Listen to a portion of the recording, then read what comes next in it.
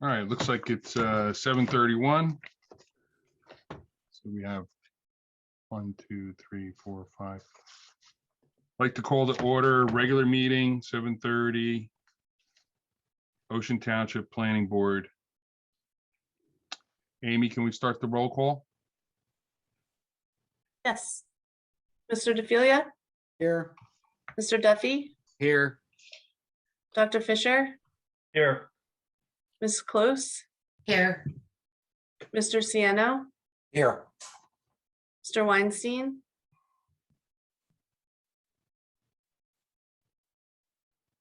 Here. Mr. Beal, Here. Chairman DeBenedetto. Here. Salute to the flag.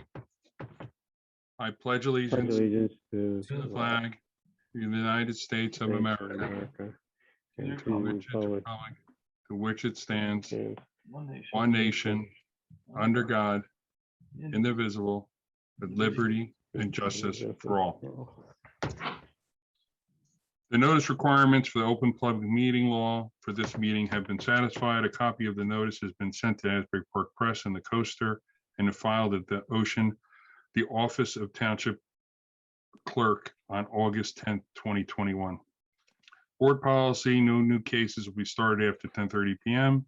and no new testimony will be taken after 11 p.m. Notice all meetings will be video and audio taped and shown on Township of Ocean's Community Cable Channel 22 on Verizon Fios and Channel 77 on Cablevision. We'll start with the minutes for approval. We'll do each date. Would that be best? Mark? You're muted, Mark. Mark, you're muted. Yeah, I got it. I'm sorry. There we go. Yeah, yes, the answer is yes, because I think you have different configurations of members for each meeting that Amy will has figured out, I'm sure. All right, so we're going to start with the January 25th, 2021 minutes for approval. Can I get a second for that? I'll second. Dr. Fisher, second. Amy, can you do the roll call? Yes. Mr. DeFilia, Yes. Mr. Duffy, Yes. Dr. Fisher, Yes. Mrs. Close, Yes. Mr. Ciano, Yes. and Chairman DeBenedetto. Yes. Next minutes for approval will be February 22nd, 2021. Can I get a second for that? I'll make that motion. There you Okay. Mr. DeFilia, Yes. Dr. Fisher, go. Yes. Mrs. Close, Yes. Mr. Ciano, Yes. Mr. Weinstein,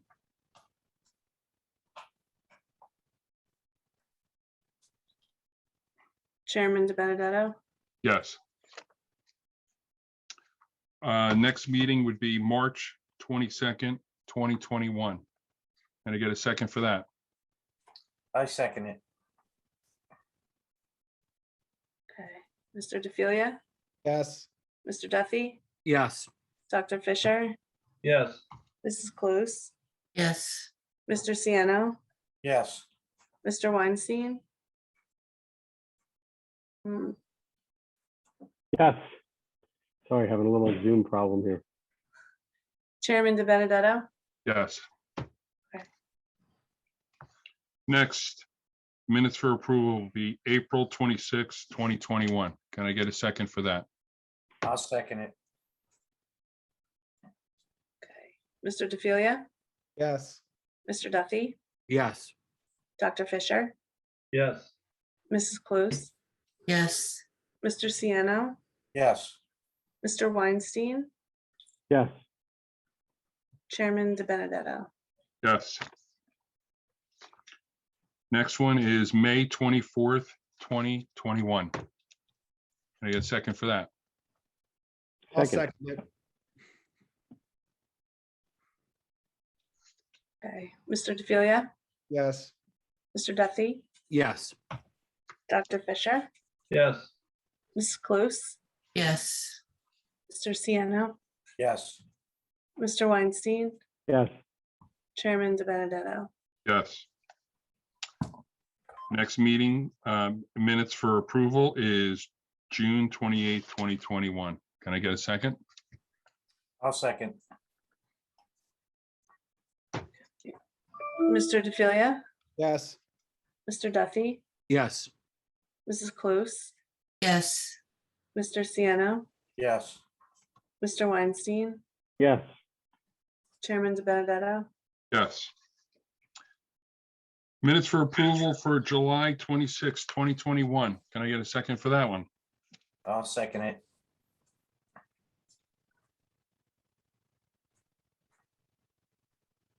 Mr. DeFilia, Yes. Mr. Duffy, Yes. Dr. Fisher, yes, Mrs. Close, yes, Mr. Sienna, Yes. Mr. Weinstein, yes, and Chairman DeBenedetto. Yes. Minutes for approval, August 9th, 2021. Can I get a second, please? I'll second. Okay. Mr. DeFilia, Yes. Mr. Duffy, Yes. Dr. Fisher, yes, Mrs. Close, yes, Mr. Sienna, Yes. Mr. Weinstein. yes, Okay. yes, That's it. Did we get them all, Amy? Yes. Okay, great. Resolution memorialization, Seaview acquisitions, block 141, lots 1 and 2, 2301 NJSH, Route 66 Ocean, preliminary and final site plan approval. Can I get a second? I'll second.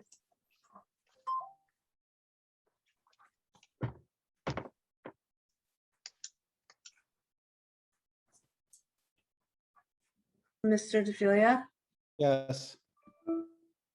Dr. Fisher, yes, Mrs. Close, yes, Mr. Sienna, Yes.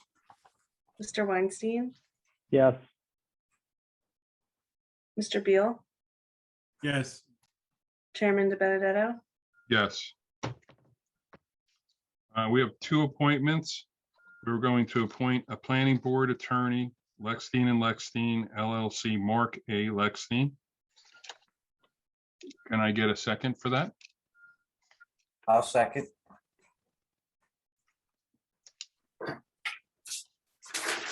Mr. DeFilia, Yes. Mr. Duffy, I guess yes. I mean, sure. Dr. Fisher, yes, Mrs. Close, yes, Mr. Sienna, Yes. Mr. Weinstein, yes, Mr. Beal, Yes. Chairman DeBenedetto. Yes. And then we're going to appoint planning board engineer CME Associates Bennett Matlack PE. Can I get a second? second, Well, technically speaking, we're appointing CME Associates, okay? And Matt Leck is an employee of that firm. Okay, so I'll restate. We're appointing planning board engineer CME Associates. I'll still second,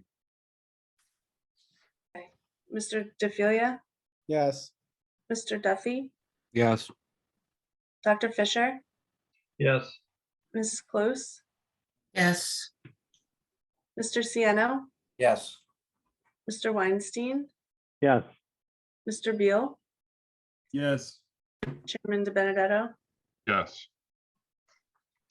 Next thing is the discussion of the ordinance 2365. The discussion of the ordinance for consistency with the master plan. Jim, can you read what we discussed in the caucus session, please? Well, I'll repeat. I don't have anything written down, but I will repeat what we discussed. Mr. DeFilia pointed out that the way it was worded that climate-controlled self-storage would be permitted on any site in the C2 zone and C3 zone, and that really wasn't the intent. The intent was that it be permitted as part of a shopping center and only be permitted on sites that qualified as shopping centers in the ordinance. So what we're going to do is change that ordinance to where it says that it's a principal permitted use in the zone. We're going to make it a conditionally permitted use in the zone and require that it be set back a certain number of feet from Route 35. And I think I'm going to throw in a requirement that it be at least partially screened from view from Route 35 by landscaping and whatever else could be done. The intent of the ordinance is that Middlebrook Shopping Center made a request that they be able to utilize the existing movie theater, which is no longer functional, as a self-contained, climate-controlled self-storage facility. And I don't have a big problem with that. That's a great use for that building. It was brought up by Mr. DeFilia, and some of the other board members agreed. And I agree that it was not intended that these uses proliferate throughout the two zones, the C3 and the C2 zones, so that there have to be more controls put on it. And that was the intent from the beginning. And somehow I made a mistake and put that in the wrong category. Does So anyone from the board have any questions for Mr. Higgins? Okay, Ron, do we, we'll just state that it would be consistent with the master plan if it's a conditional use in a shopping center, they provide a proper setback, and with Mr. Higgins partially screened from Route 35. Do we need to say anything else? Do we need to vote on that? You would vote that it's consistent with the master plan. If that's the case. as amended, yes, as amended. Correct. Okay. Do we need to open this up to public? Yes. Yes. Okay, so nobody from the board has any other questions. I'm gonna ask anyone from the public have any questions about this ordinance?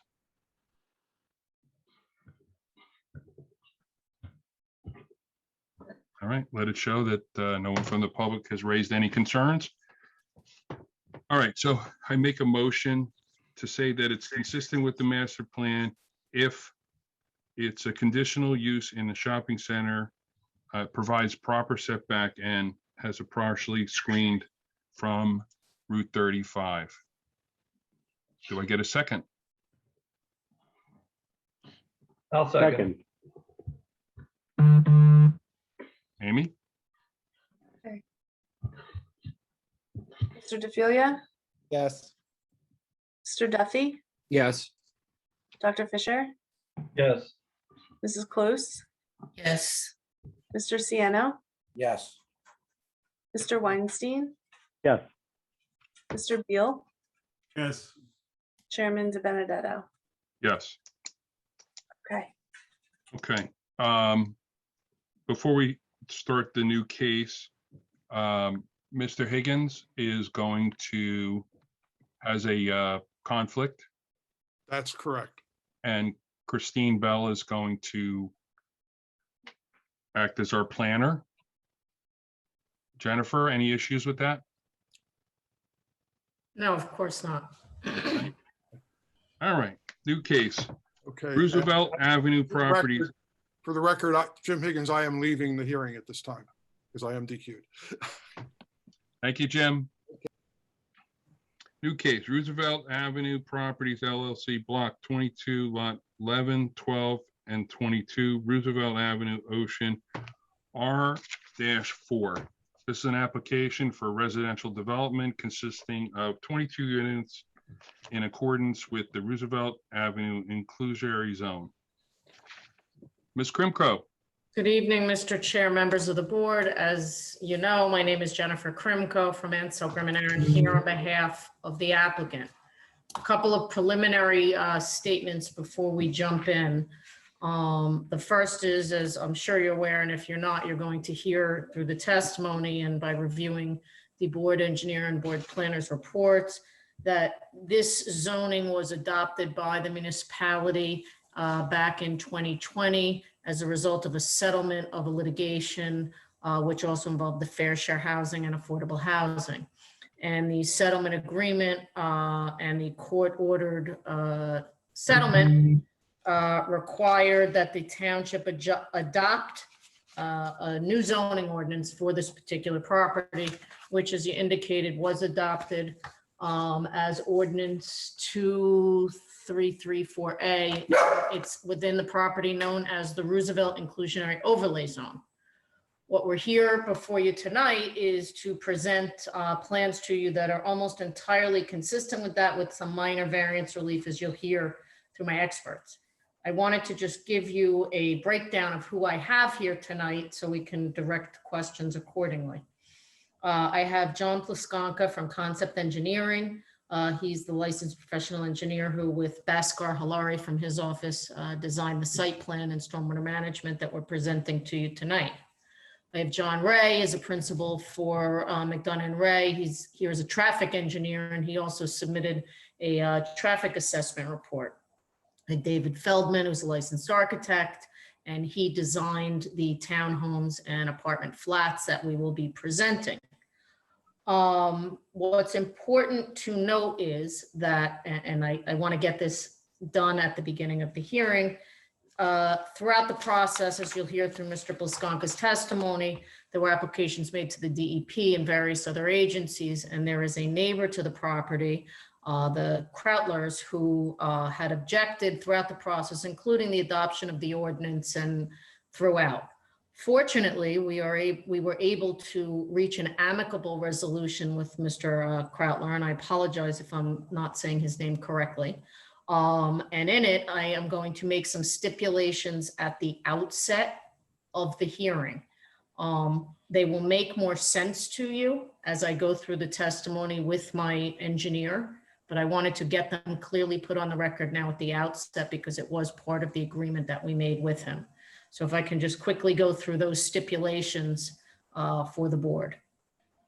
The first is that, as you'll hear, the ordinance does not allow any vehicular access through the Pine Street stub, which is adjacent to our property.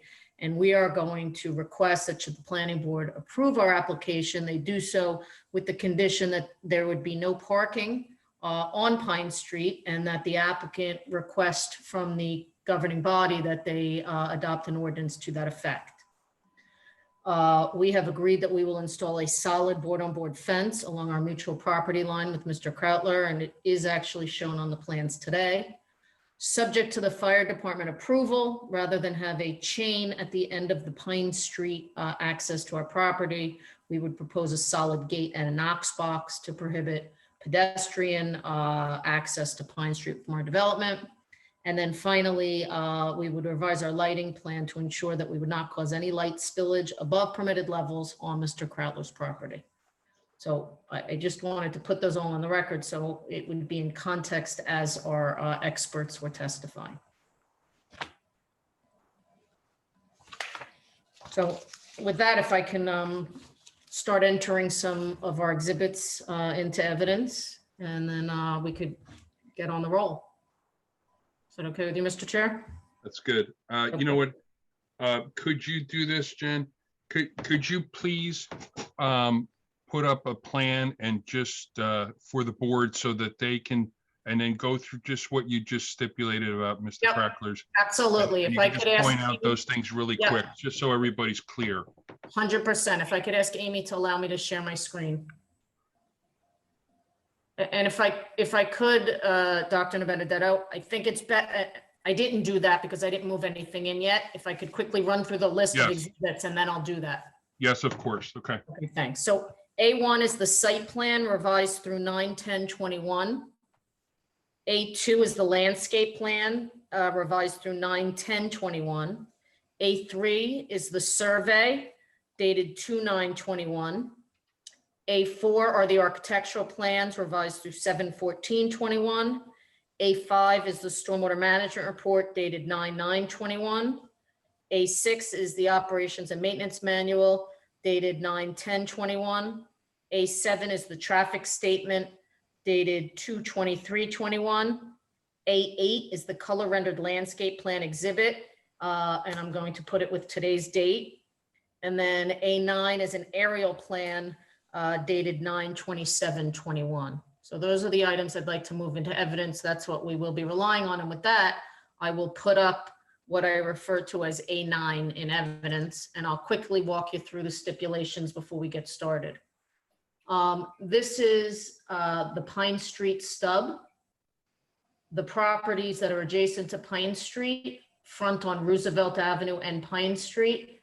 This is Mr. Krautler's property right here. It's known as Lot 14, Block 22. Pardon me, Ms. Krimko, can you make your screen any bigger? How's that? Oh, much better. Thank you so much. This is Mr. Krautler's property on the corner of Pine Street, which is a dead end that dead ends into our property, and Roosevelt Avenue. And the stipulations I made was that we would ask the board to condition any approval on a recommendation to the council that there'd be no parking permitted on Pine Street. We would install a solid board-on-board fence along the mutual property line. It is on our plan already, and it's not just along Mr. Krautler's rear yard. It's actually on all of, it's on this entirety.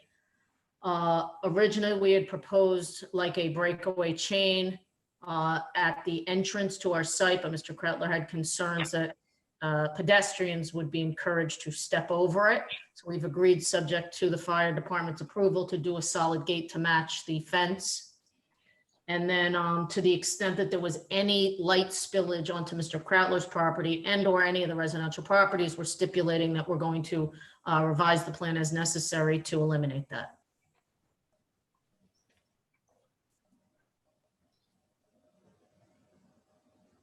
Okay. May I introduce my first witness, Dr. DeBenedetto? Ms. Krimko, this is, and Dr. Chairman, can I just comment on Ms. Krimko's presentation? This is Tom Krautler. Just to say that, first of all, thank you, Ms. Krimko, very much for getting. Mr. Krautler? Yes. Yeah, I don't think you'll have an opportunity to speak when we open up the public forum. So it's not appropriate at this particular time. So just hang in there. We'll get to you. I'm sorry. Okay. No problem. And what I was going to say, Dr. Benedetto, is I don't object if he wanted to speak. He was coming with an attorney who would have had the opportunity to speak, but because we settled, he did not. I was just going to ask if he could be sworn in before you say anything, but if you'd like him to wait till the public, I'm okay with that. As well. I think we should. I think it's only fair. Okay. That's normally what we do anyway. And no, I just like to be consistent. Okay. Happy to. So with that, I'd like to introduce my first witness, who is John. And if I'm going to leave this up, unless you want me to take it down just for the swearing in of Mr. Pliskonka, so you can see the whites of his eyes, I'll leave it up to you. Is it okay to leave it up, or would you like me to take it? I think it's okay to leave it up. Okay, thank you. I'd like to introduce John Pliskonka. He is the project engineer and has been involved with this since its inception, including the development of the ordinance, which was a lengthy process of negotiation with the council. So if I could have him sworn. You know what, I'm gonna take it down because I can't see him. I'm sorry. Mark, can you swear him in for us? Let me just find him. Mr. Pliskonka, do you solemnly swear to tell the truth, whole truth, and nothing but the truth, so help you God? I do. State your full name and spell your last for the record, please. John Pliskonka, Pliskonka, professional engineer, professional planner, Manalapan, New Jersey. And Mr. Pliskonka, your licenses are valid, and you've testified as an expert in this field before multiple boards in the past? For the last 50 years. Okay. Unless there's any objections, Dr. DeBenedetto, we'd submit him as an expert. Yes. Okay, thank you. So, John, since you are the expert here and you were involved from the beginning, I'd like to turn it over to you. And if you can let me know which exhibit you would like me to put up. If the aerial is good, I'll put that one back up and walk the board through what's existing on the site today and what we are proposing and how it is consistent with the governing ordinance. Sure, thank you. Put up the aerial again, please. Sure.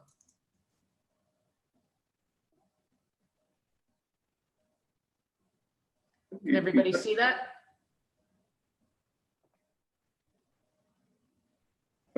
This property is about 11 acres, and it's only 2 acres of the property is being developed. The area from Roosevelt Avenue back about 100, 200 feet is being developed, and the rest of there's like 1,100 feet from Roosevelt Avenue to the Poplar Brook, which is in the rear of the property, where there's been flooding for over the years, and we're aware of that from the day one. In that area, we're not doing anything with 9 acres except making it a conservation area, and we're using all the activity up front between Roosevelt and it's like an L-shaped project that we worked on for a number of years. The property slopes from Roosevelt back to the brook in the rear, and that's about a 15-foot drop from Roosevelt Avenue to the brook. So we're trying to keep all our construction, our roadways, and our units up closer to Roosevelt Avenue, where it's a much higher elevation, and we can meet the criteria of the town and DEP. So before we started anything here, we went to DEP and worked with former engineer Bill Fitzgerald to make sure that the stormwater management plan for this site would be consistent with the DEP regulations. And we did get permits from DEP. We did get the LOI, the FHA, and we got 3 other permits, including a permit to do the project, as you see, with the stormwater management that's been introduced on the plans that have been reviewed several times by not only Bill Fitzgerald, but by CME. Okay, and John, just to interrupt you before you go on. So I know that you know it, but I don't know that it was said. The other reason we're not developing the large portion is about approximately 9 of the acres of this property are wetlands, a wetland buffer, flood hazard area, other regulated area subject to the NJDEP review, correct? That's absolutely correct, yes. So anything we do here would require not only the municipal review and approval, but also the state review and approval as to stormwater management and the like. And it would obviously have to be consistent with the regulations. Correct, and that's why we got the LOI and the FHA a couple of years ago, and then we went back for the GP11 and the transition area waiver, as well as an individual permit. So those permits were obtained, the last 3 this year, so that when we got before the board, we know that DEP is okay with the plan. That's very, very important. And Mr. Fitzgerald suggested we do that even before we got to the board, and we followed through. So what exactly are we proposing by way of our project? We're proposing 22 residential units, of which there are 4 buildings. You can see them on the plan. There's a 3-unit, a 4-unit, a 7-unit, and a 8-unit building. 8 units closer to Roosevelt Avenue. And there's 18 market rate townhouses, and there's 2 market rate condominiums, and there's 2 affordable condominiums. So these are all the affordable condominiums, and the market rate are in the 8-unit building closer to Roosevelt Avenue. The plans were prepared in accordance with the overlay ordinance, RAIO, and in accordance with the court settlement that was ordered by the court sometime last year. So we've been working with the court and with the town officials to come up with a footprint that made sense and could be developed on this site. The improvements include lighting, landscaping, sidewalks, roadway, and a 24-foot wide access road into the site. We're seeking preliminary and final site plan approval, and we're looking for, we've provided, as you said, the architectural plans, the traffic impact statement, the stormwater management report, O&M manual, and we responded to the planner and engineer's report a few months ago, and now again we have new reports which we'll address tonight. Okay. And you went over the DEP application and I'm just confirm as I go through these.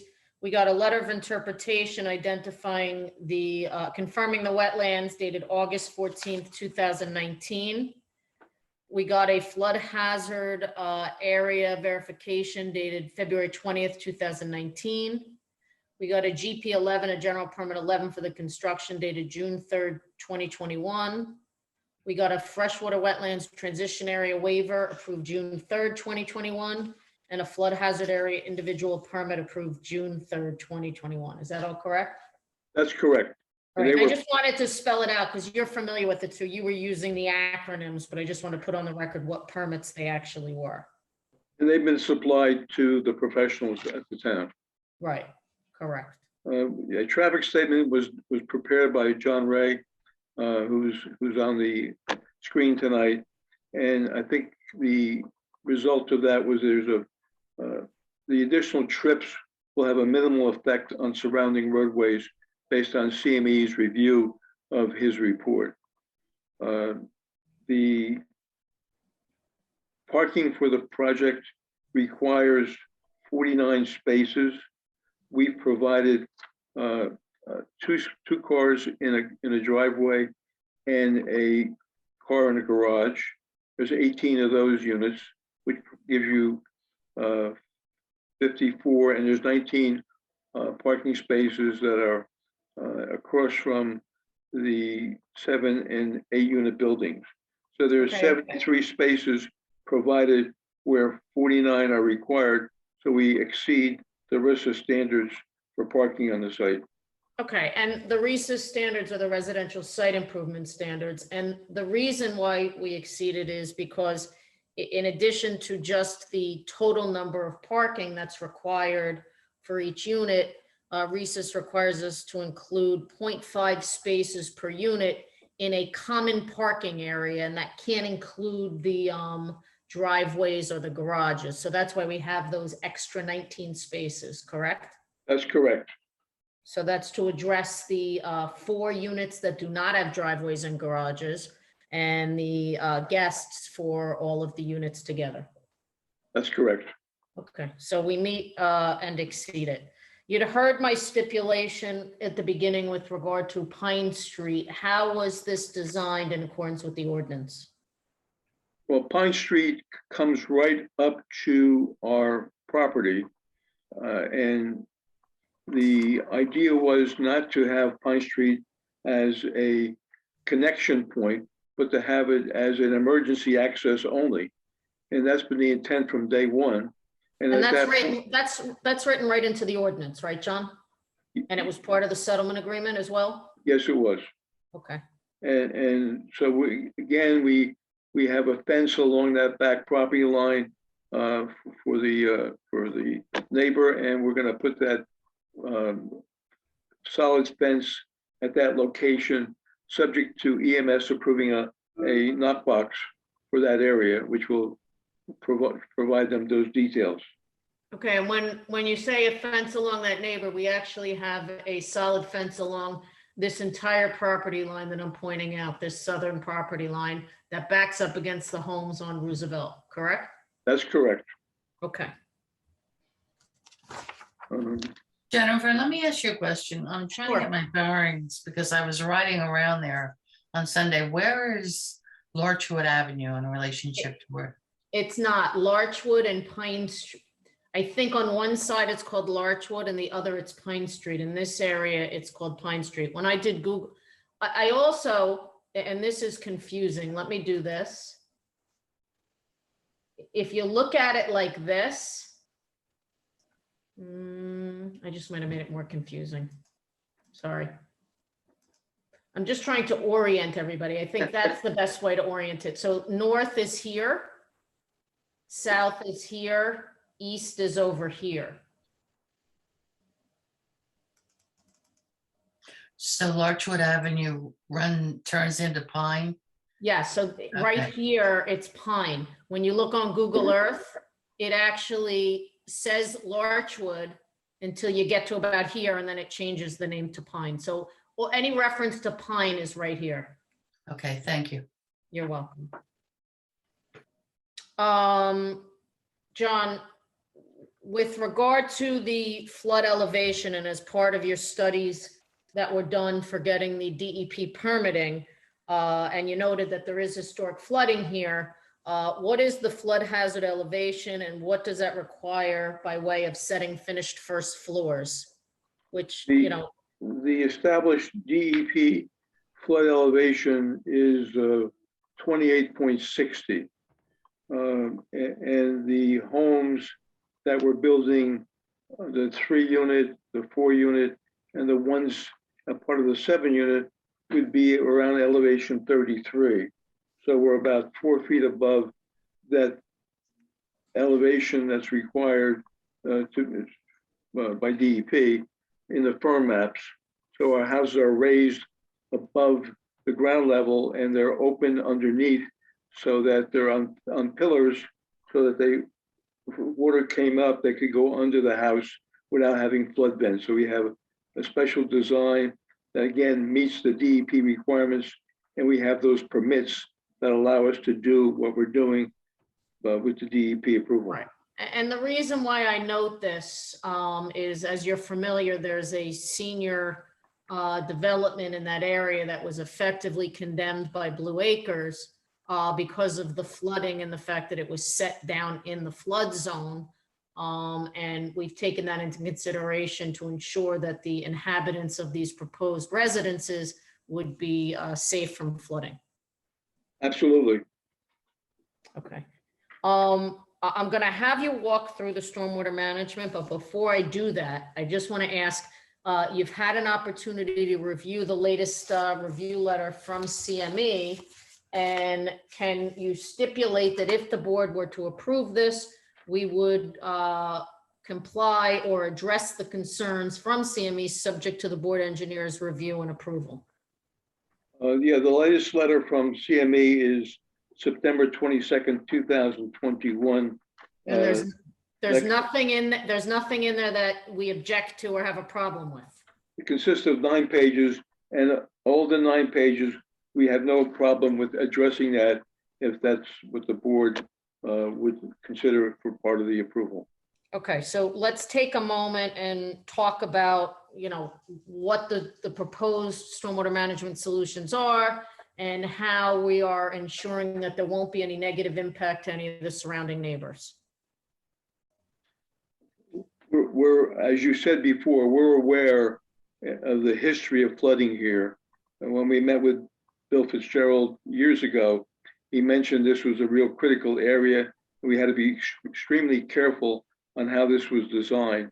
And we needed to go to DEP to make sure that he and they were on the same page. And we got to the same page after several changes and adjustments in our plans and back and forth with DEP, so that we now meet all their requirements. And we're using only 2 acres of land. We have no net fill. There's no increase in fill, so there's no additional water. We have about 800 feet of 36-inch pipe underground in our streets that act as a detention. And then we have a storm filter to treat it for meet the criteria. And with those plans and those details in our reports, we again have met the state requirements. Okay, and the fire marshal has issued an approval with no further comments. The police department had no comments. As far as the lighting, you'd heard that I had made a stipulation with regard to the adjustment for the lighting. Is that something you can confirm? Correct. There's light poles 25 feet in height, which are identified. 16 feet. What was it? 16 feet in height. We adjusted that, and they provide the lighting for the roadway. And there's a minimal light spillage, which we agreed. If there's a little problem, we'll make that adjustment between the engineer and the planner. Okay, so aside from the lighting, which we're going to make the adjustment, I just want to go through some of the minimal variances that we need. So in one respect, The ordinance requires on the south side of the project, so that's east and west. Let me just, where's the north arrow on this? Straight up, mister, straight up, it's straight Okay, up. that's one. Okay, so I don't think it's, so the side yard setback here where we have decks behind the property. Typically in Ocean Township, decks are permitted to be within 10 feet of a property line. And when we were designing, when you were working with the town to design the ordinance, you knew that these decks would have to be raised as a result of the topography. So you'd said the property slopes from north to south. So the decks, as you go further south, are higher off the ground than the decks to the north. Is that correct? That's correct. Okay, so at our highest spot, what's the height of the decks from the ground? 7 feet. Okay, and so since it's 7 feet off the ground and not 3 feet off the ground, technically that would be required to be setback the same as the building. And what is the side yard setback for the building? 15 feet. Okay, and our decks are only setback 7 feet, is that correct? 10 feet. 10 feet. I'm sorry, 10 feet. I apologize, they're 7 feet off the ground. Now, it was your understanding in the negotiations that these decks were supposed to be accepted from this 15-foot requirement, but when it got memorialized, they were not.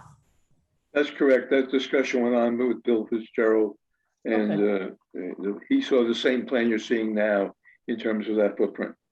Okay, and because of the constraints of the property and that we can only develop 2 acres out of 11, in order to achieve the development to provide the affordable housing component of it, as was the settlement, there really is no way conceivable to move that bank of townhomes further to the east in order to achieve that 15 feet? No, there's not. Okay, and if we had to meet with the 15 feet, we essentially would be providing townhomes without any deck area. Correct. Okay, and what are we proposing to do in order to mitigate that variance? Are we proposing landscaping and a fence along that property line? We're doing a fence and landscaping, and we've done that very extensively with our landscape architect, who has provided on this plan almost 500 trees, shrubs, and bushes and perennials.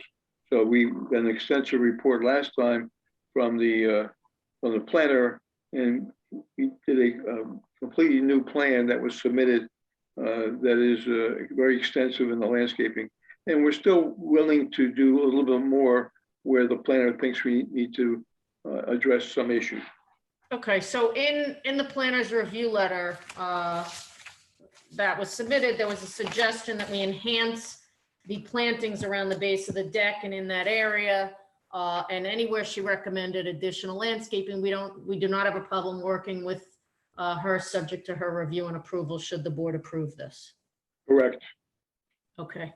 I had noticed for a change of grade of 2 feet or more, however, and that was in an abundance of caution, but I will note that in this zone, a change of grade is actually of 2 feet or more is actually permitted without the need for a variance. But you'd indicated that we're not bringing in any fill. Is that correct? That's correct. Okay, I'm going to defer to the apartment condo flats until the architect comes up. And then the only other variance is relative to the spillage on residential properties, which we talked about. And then the minimum horizontal illuminance of 0 foot candles in some areas where a minimum of 0.6 foot candles is required. Is that, could you just explain what that means to the board? The lighting plan is supposed to generate 0.6 foot candles of light in the roadways and the parking areas. And we have that for, let's say, 95% of the site, but there's a couple places because of the way the lights are spaced, we get about 0.05. That's at the front of the parking spaces, basically, a couple of spots here and there, but it's very de minimis in terms of us getting the 90 to 95% of the 0.6. Okay, and is it a safe condition? You're not gonna have a situation where there's dark spots in the parking lot and people aren't gonna be able to get to their cars safely? That's correct. It's not going to be a problem. Okay, and is this a better zoning alternative in your planning and engineering opinion than overlighting the parking lot just to bring that average up? Absolutely. Okay. And then lastly, in the planner's letter, it's called out that in some areas, we don't provide the full 10-foot of landscaping on the side property line, and that would obviously be along this property line and this property line here. Mostly where the off-street parking is located, Okay, where in lieu of the landscaping, we put in a decorative wall. well, that, and that will go to that, and that's also a requirement from the ordinance. So the ordinance recognizing the layout, and just so the board understands, a concept plan similar in layout to this was actually attached to the settlement agreement. And the ordinance was written that requires us to have a 6-foot solid masonry wall along this eastern property line here where the cars are head on, right? Correct. Okay, and that's not going to look like a jail cell wall. That's going to be a decorative wall. It'll be aesthetically pleasing to the neighbor to the east. Absolutely. It'll probably match the facade of the units. Okay, and the reason why we didn't put landscaping on his side of the wall or any landscaping at all is in order to get the appropriate driveway length and cartway width and the parking spaces. There was no room to put the landscaping there. That's correct. Okay, and in the buffer areas on the sides and in any portions in the front, to the extent that the buffering needs to be added to, again, that would fall within our agreement to supplement per the board engineers, per the board planner's recommendations. Yes. Okay. Let me quickly look through and just make sure we hit everything in those letters. You'd indicated that we would comply with the engineer's letter and planner's letter, so we're going to ensure barrier-free access to the trash enclosure. We'll provide spot grades at all 90-degree turns. We'll provide the site triangles, all of that. That's correct. Okay, and we did provide a truck turning plan for the fire truck and the garbage truck. And the fire marshal approved the plan. Okay. And and you'd indicated at the beginning, but I didn't want it to be, I didn't want to gloss over it. We're proposing this to be a private roadway that would be owned and managed by a homeowners association, as would all the stormwater management. That's correct. Okay, and that, because it's a private association, they would be a private hauler, and they could have the garbage pickup schedule adjusted as it needed to be. Yes. Okay, and the trash enclosure area is right here where I'm indicating? Yes, it is. Okay, so the truck could pull right in and then come out and it could circulate the road. You did provide mailboxes? Mailbox is shown On the north side of the park. right there, yes. Okay. Those are here. We will consolidate the lots to one lot. And I'll let you read out the names of the streets. Our client has named the streets, and those of you who are horse racing fans will, I think, understand them better than maybe everybody else. It's Marquetry Road, Citation Way, and Tail of the Cat Avenue. And Citation Way, Tail of the Cat Avenue, and Marquetry Road. These must be famous horses. And we'll get the street names and the mailbox approval from the post office. And we also have obtained Monmouth County Planning Board approval, freehold soil approval as well. That's correct. Okay, and then the other comments with the technical details will comply with the construction details, the striping detail, and the permeable paver detail. Yes, we will. Okay, we went over the variances as it's related to the back porches. The building heights of the units I'm going to, we'll demonstrate with that with the engineer, but per the ordinance, we're permitted to be 3 stories and 38 feet, and that's measured from the garage floor to the peak of the roof, correct? And we comply? Yes. Okay. The board planner's letter had recommended that this sidewalk that I'm pointing out in front of the 3-unit building be extended to Pine Street. But in light of the fact that we are not promoting pedestrian access to Pine Street, is that necessary? No, it's not. In fact, it would be counterproductive. We want to keep people away from Pine Street. Okay.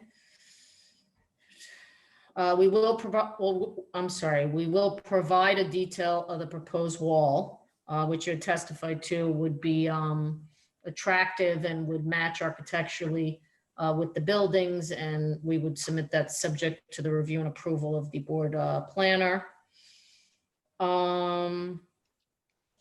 Just want to make sure I hit everything in the letter. We have that, we did that, lighting plan.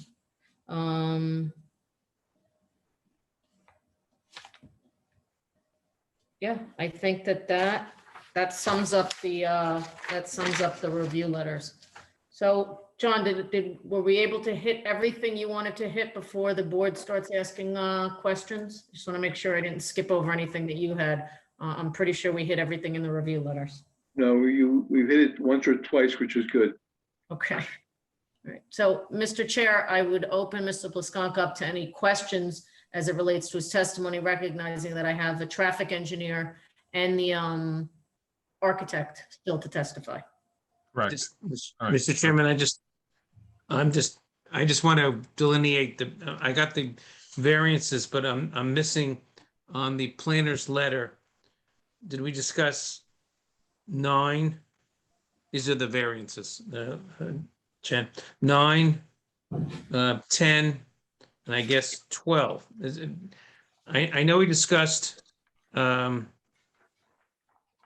start backwards. And the planting areas that require 10 feet, are you gonna supply that? No, so what I indicated was there's areas where we can't, but we agreed to supplement per her recommendation. Correct. Okay, that's on 12.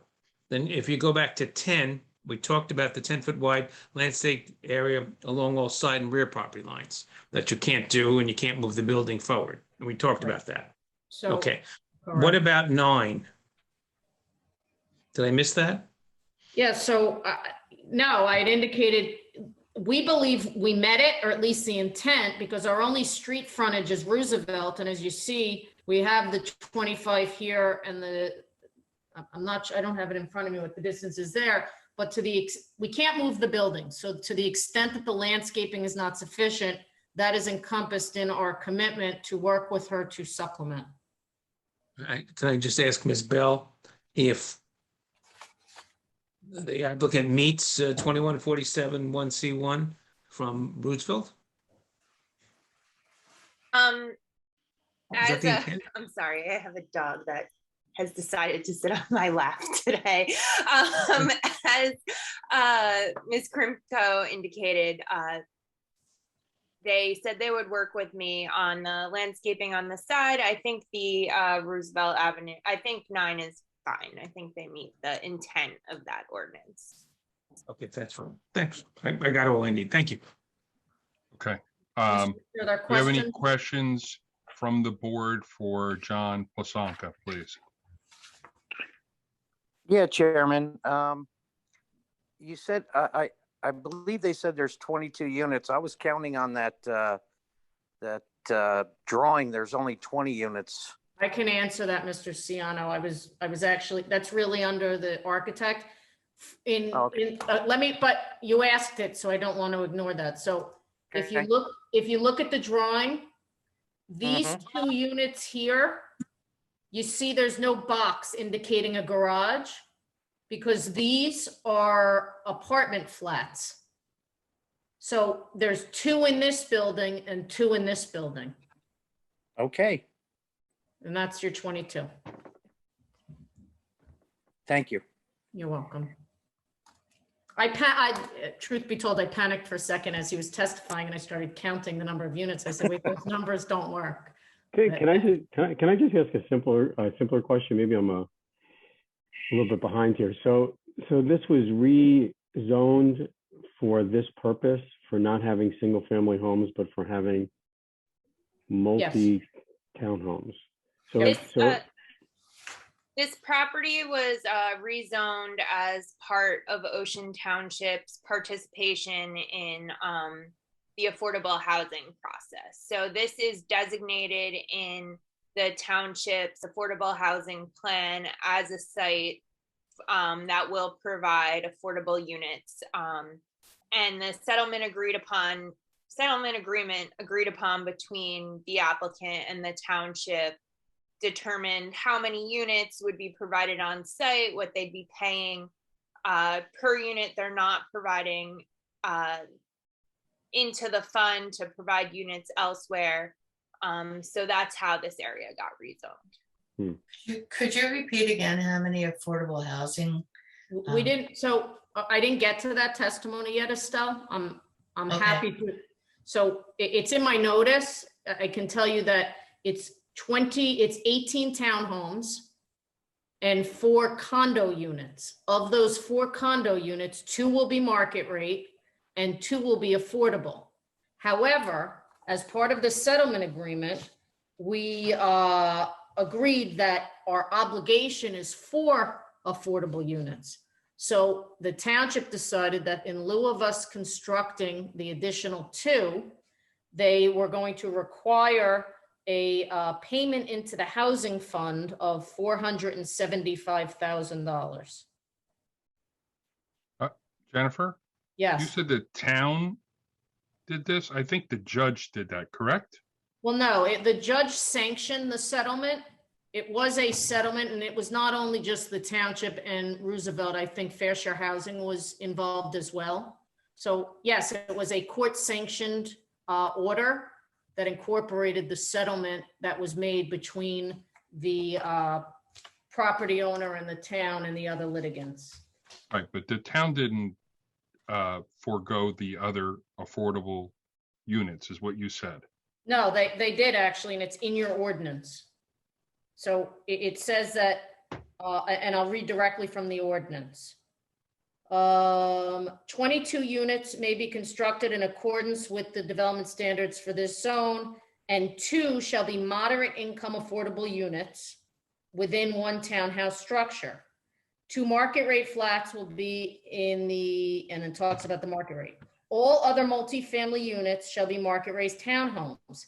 In addition to the on-site construction of 2 moderate income units, the developer shall make a payment into the housing trust fund of the Township of Ocean of $475,000 or $23,750 per market unit in lieu of constructing 3 low-income units and 1 very low-income unit. So that's actually written into your ordinance. So in lieu of constructing an additional 4 low-income units, the developer is required to make a payment into your trust fund.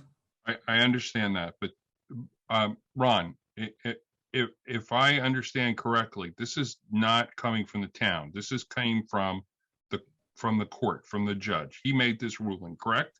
It comes from a cooperative between all the parties involved. Okay.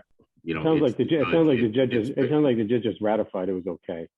Right. It's Fair Share Housing. It's the applicant. It's the town. It's the judge. Okay. It's all involved. Ron, do we get credit for that? The 2 that they're paying in lieu of? It's actually, it's 4 that we're paying in lieu of, and you do get credit for that. Okay. Thank you for answering, Ms. Krimko. I'm sorry, Ron. I have a question. So there's going to be 1 parking spot in the garage, 2 parking spots on the outside, 19 spaces on the wall. what happens if happen to have a bunch of guests over, where they overflow if there's lots of people? Where are they going to park? The I'm requirement, gonna wait and have the traffic expert answer that, Dave. If that's, I'm sorry, Councilman Fisher, if that's okay. Better. The second thing is, can you, is it possible to put your overlay back up? I just want to see where Poplar Creek is in Sure. just a reference.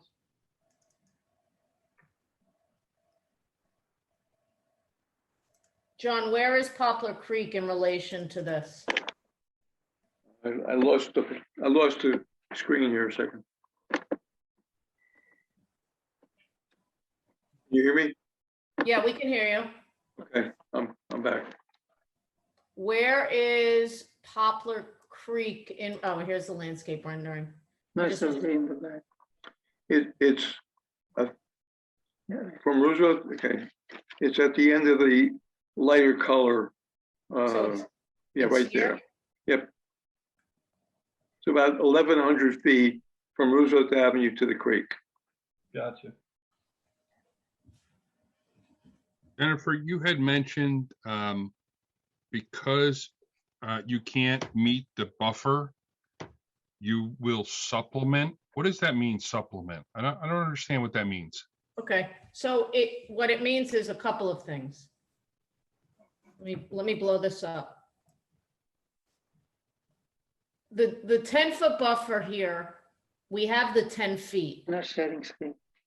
Oh, thank you. You mean you can't read my mind at this point?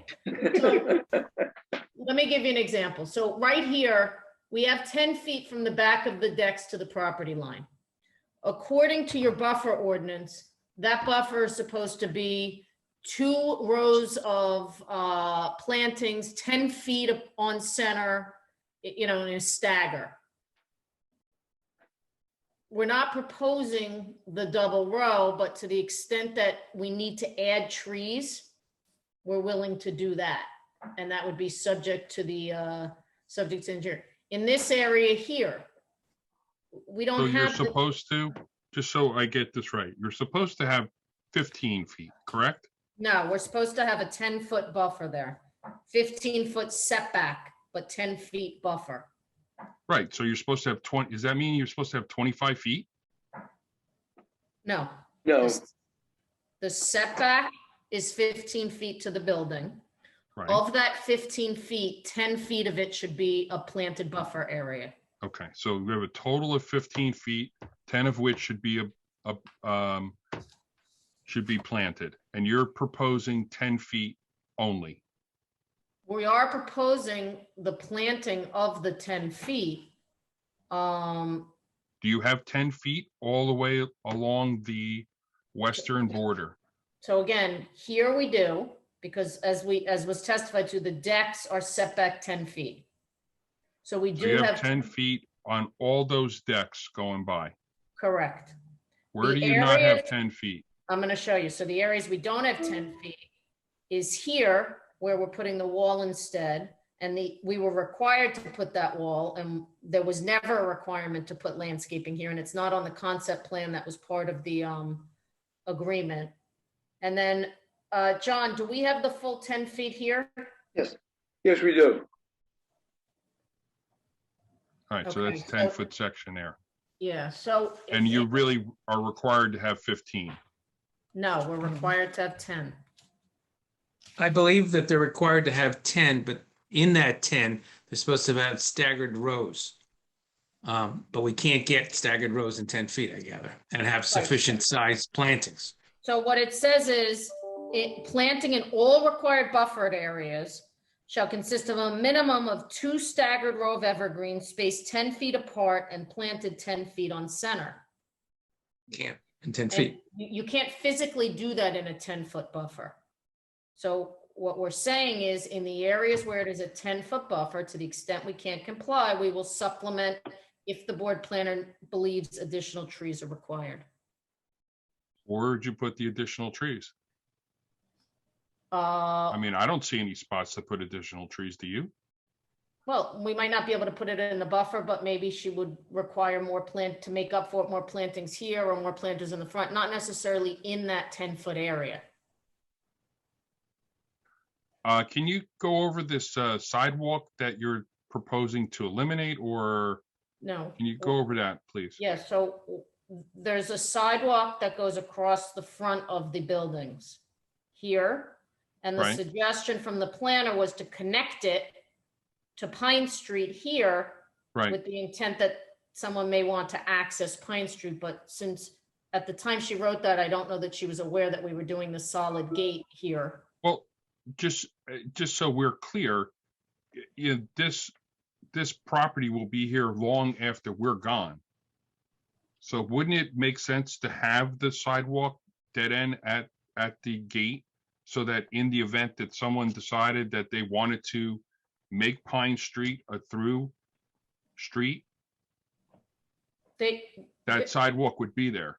So again, our approval is going to be conditioned upon that we can't have access. Your ordinance doesn't allow it. So yes, if they were going to change the ordinance, I mean, I'm not arguing about putting in 10 feet of sidewalk. We're happy to do it. It's just sidewalk to nowhere, but we're happy to put it in if you'd like. So on that front area, there would be no sidewalk and no sidewalk. So if somebody was living in those 3 units there, where do they walk? They just walk on the street, I guess? No, they would cross and then walk on the sidewalks along the front of these and all the way around, and the sidewalks here. It would not be encouraged to walk along this area. And and John, is there room to put a sidewalk along this entire side? No, there's not. There's a total 10 feet. There's sidewalk in front of all of the units that you see, but there's no sidewalk across the way where there's no units. And that's what ordinance requires. Ordinance requires sidewalk in front of the building only. Yeah, so if you look at the ordinance under subsection S, Romanet 3, it requires a continuous concrete walk provided along the entire building side length of any interior access driveway. And then it says that a 4-foot wide concrete walk shall connect the interior of the development with each and every public right-of-way adjoining the development site. So again, we could conceivably add the sidewalk here to connect it to Pine Street if you'd like, but there is absolutely no requirement of the sidewalk along here. Okay, and then what about, would it make sense to have the sidewalk connect with the sidewalk across the street with the? It does. Doesn't it? Sidewalk across the street where? To the 4 units, the 3 units to the 4 units. So to discourage people going from Pine Street, wouldn't it make sense to have the sidewalk continue to the other? You mean Or is there here? an opening of this? Yes, correct. Just walk across. I mean, if there's no vehicular access there, so there's no need for a sidewalk. We don't have room. We don't have a room. We'll eliminate this landscaping that we put in. Yeah, there's planters there. I mean, we could eliminate the landscaping here since it's backed up against conservation area. And if you'd prefer, in lieu of the landscaping at this dead end, we could put a sidewalk. That's not necessary.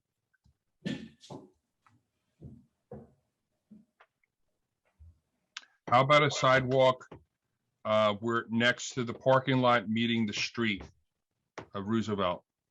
Right here? Yes. John, is that okay? Yeah, we could do that, but we're reducing the landscaping that, we have a very, very extensive landscape plan, but if the board wants sidewalk, we can do the sidewalk there along that frontage. Yes. When you say you have extensive landscape there, how much landscape you have? How wide is that area? About 20 feet. About 20 feet wide. 20 feet wide. And a sidewalk takes how much space up? 4 feet. 4 feet. I mean, it doesn't appear, John, that our landscaping goes all the way to the edge. So it does appear Right along the curb. that this could be extended around behind the curb. Yeah. But if you did that, I don't know what that solves, because the people who are parking there, like, I'm trying to figure out who does that encourage people who don't belong there to park their car there? No, I mean, if someone lives, no, if somebody lives in this townhome complex and wants to, you know, walk to the butcher over on Monmouth Road, they would likely go this way. Hmm. But So again, they park their car and then they get out and start walking? I'm just trying to address Dr. De Benedetto's Yep. comments. Again, we didn't think it was necessary. There is a sidewalk connecting across the way where the homes are. Hmm. If the board feels strongly, the sidewalk would fit there. I think the big problem is what Dave brought up. If you have two events going on at the same time in two different places, where's everybody parking? Well, so to address that, what I will tell you is that we not only meet the municipal parking requirements, we exceed the RESIS standard parking Oh, requirements. I'm not saying you mean the requirements. I'm just saying that, you know, if you have two events going on and you have a bunch of visitors, and that's not inconceivable to have. Let's pretend it's the Jewish holidays, right? You'll have people having some events there, and that would not be inconceivable to have three or four people parking there, right? 3 or 4. Again, the traffic engineer will testify, we're only counting 3 parking spaces for each townhome unit because based on the size required under the RESIS standards, that's all we get credit for. But he can talk about the size of the driveway and the size of the garage and how many would actually fit there. So that's number one. But number two, this is, you know, it's fully permitted. There's no variances for the density, the parking or anything else. The township, you know, understood where this was located at the time this ordinance was adopted. We don't have any additional land to put any more parking. This is the maximum parking that can be provided, as you'll hear the testimony from the engineer. I have another quick question. How many bedrooms are in these units? That's going to be for the architect to testify to. Okay, I'll wait. Okay, I have another parking question, just briefly. There are 4 units that don't have garages, is that correct? That's correct. So has there been any thought to either installing or at least making available for future installation in that parking lot an electric charging station for an EV vehicle? There has not been, and that's certainly something that the Homeowners Association could take under advisement if the need arises. As I said, this would be Homeowners Association. I don't want to explain the reasoning as to where they're going to park versus everyone else. I'd really like the traffic engineer to do it. So we're not proposing an EV. We're not opposed to it, but I think that's really the cost of that should be something that the homeowner should decide if that's something they want. All right, fair enough. Thank you. Mr. Chairman? Yes. Yes, John Hess. I just wanted to note that the state of New Jersey recently adopted a law that requires the installation of electric charging vehicles on all projects effective immediately. So I believe the applicant should review the new legislation and do whatever is necessary to comply with it. Okay, and we will, Mr. Hess, and if I could ask your office to possibly send over a citation to that regulation. I will. If it's new and effective immediately, this application was in and deemed complete many, many months ago. Right. So my guess is that the way legislation is typically written, this would be grandfathered from that. But should it be required, we would most definitely comply. I have a copy of it. I will email it to you if that's okay. Great, thank you.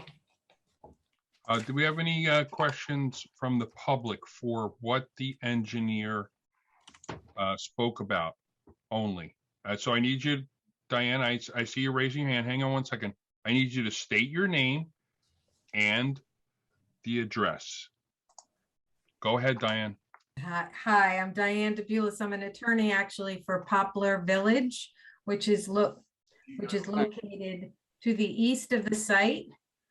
And we have no objection to the project going forward. We had some clarification questions about the extent of the stormwater measurements because, as you probably all know, there was significant flooding in that area.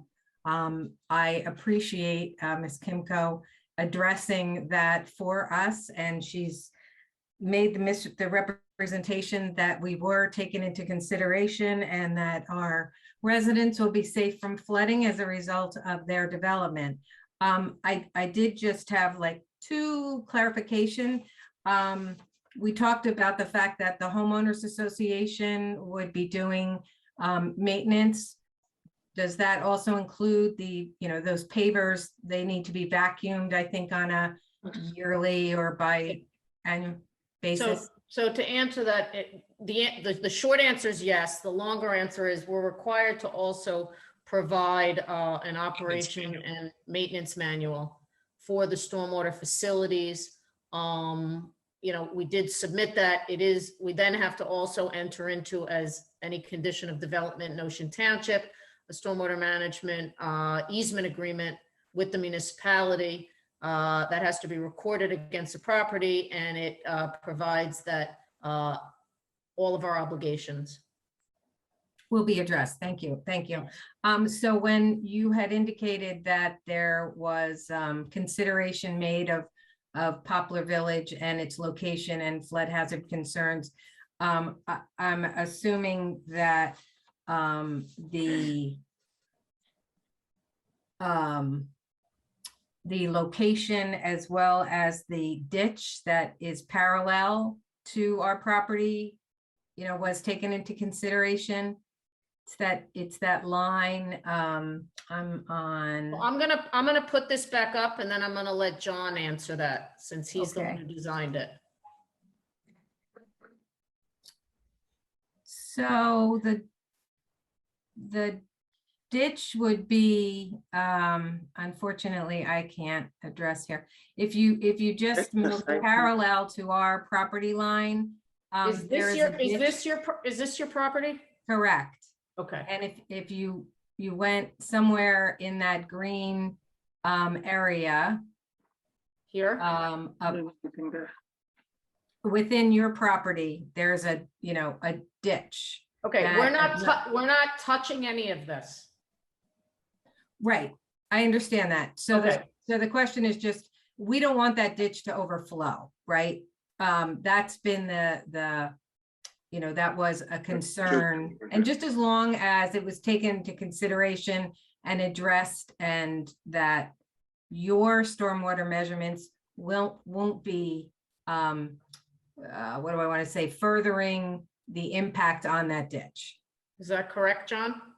That is, our discharge is at the end of the street where the dumpster's at. So that's where our discharge is. Nowhere, wait to the west of your ditch. So we're not touching your ditch. There's no water going to your ditch from the improvements. Thank you very much. We appreciate your consideration and your representation that you've considered us, and good luck with your project. Thank you. Thank you. Anybody else from the public have any questions for the engineer? Tom. Thank you, Mr. Chairman. Yeah, just a couple of things with respect to the engineer's testimony. Ms. Krimko, could you just clarify for me how you're handling the spillage that you addressed with my planner this week? I believe if I understood Bosch Carr's response to our concerns that the light calculations were made without considering the fence, and that once the fence's location was entered into the calculation, that the light spillage would be consistent with the ordinance at that point? That's correct. That's correct, Mr. Kretler. But in addition to that, to the effect that once the fence and the landscaping is included as the as part of the light calculation, if there still is any spillage, then there would be an adjustment to the lighting plan. Okay, excellent. Secondly, with respect to the landscape buffer, I believe you testified that it was 10 feet at the end property line. And when I look at your site plan, I'm seeing a measurement, if I'm doing this correctly, of 8 feet there. between our rear property line and the roadway. 8 feet, I'm sorry, yeah. I think. So Tom, you're correct. It is 8 feet. okay, so that's the area that you're going to landscape. And I believe you said it was going to be arborvitaes or coniferous trees. Is that correct? Yes. We have a very extensive landscape plan that we can provide you with and discuss it between you and Christine Bell if you want to make some adjustments there. Great. Okay, but John, just to clarify, and thanks, Mr. Krattler, for pointing out that misstatement that was made.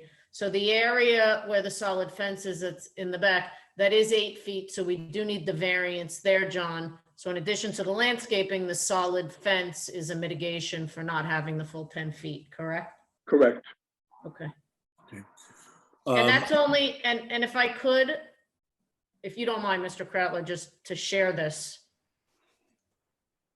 That 8-foot measurement that you're speaking of, as you can see, is here and here. But as you go further to the west, it expands out to a full 15 feet. So it's just for the portion of it where the road is that we're unable to meet the full 10 feet. Okay. Yeah, we're fine with that. And with respect to the gate, and just a piece of information, Pine Street is a dramatically undersized street. It's only 20 feet wide.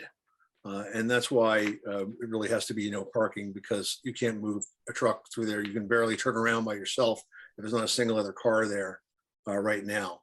But with respect to the fence and the gate, will it be possible, Ms. Krimko, for us to have a detail of that gate? I know you're somewhat uncertain as to what could be done, whether it could be wood or solid panel or vinyl or whatever, but just to eliminate any potential misunderstanding, that it would be helpful if we could get a detail of that gate. Is that possible? Of course it is. And the board would require that for any, should the board vote favorably for any resolution compliance, we would have to submit that, and they'd have to be on the final plans that were signed off on. And then we'd have to construct according to those final plans. But I'm happy to share it with you once it's decided and before it's submitted to the board. Okay, that's great. And then, Mr. Chairman, I'm not sure if this is a appropriate question for now, but the stipulations that Ms. Krimko was kind enough to make at the beginning of the meeting, will those be part of the written resolution that you would vote on ultimately? The memorial? Yes, I write the resolution. The answer is yes. But I did have one statement for you, and then I have those 3 items that you've agreed upon. But I believe, let me just ask, is the applicant going to request that Pine Street be a no parking zone? The applicant is requesting that the planning board include as a condition that there's a recommendation to the council to that effect. Yeah. And then we would also petition the council for that no parking request. Right, but actually the planning board is you realize, sir, that the planning board can't make it a no parking zone. It would be something up to the mayor and council. Yeah, I understand that. And I'll just, by way of background, say that that suggestion was brought to me by Craig Flanagan, our fire marshal, who we've had a number of conversations with respect to this. And, he said you absolutely would want to have that as no parking, because you can't get a piece of equipment down there, obviously, if you ever had to, if there was any parking. I understand the condition, and I understand that there will be a request for it, but the ultimate decision is not the planning board's. Understood. That I'm clear on, but I just wanted to give you that piece of background information. Ms. Grimko, would you want to go with your architect next? I have one question, please. Oh, I'm sorry. It's David Dorfman. I own a property directly east of the site. I'm in between Tom's property and the site. I've been asking about the brick wall. I know Jennifer said it's not going to be like a prison block like the Target used to look like. But as far as the original plan showed about 2 feet of a buffer between a brick wall with landscaping on the west side of the wall. Now that landscaping is being taken away. So there's no buffer of any kind of tree. It's just a solid wall going down the property line, which is great. But I suggested maybe they put the landscaping on my side of the wall, equal to what else is going around the property on the other side of the wall. That way we have some kind of trees and some kind of buffer from looking at the building that's going to be 40 feet high. Well, Is that a question? It's a request. Why not put the landscaping on my side of the wall? Since you're not putting it on your side, and that was the original concept plan, showed landscaping on your side of the wall. Now you're not having a landscaping on that side of the wall. The cars will be parking right up against the wall. Putting those shrubs, those small shrubs, the trees. There was not So- landscaping. Originally, we were only proposing shrubs. There was no trees. Maybe if you bring up the plan, I can show you. Bear with me.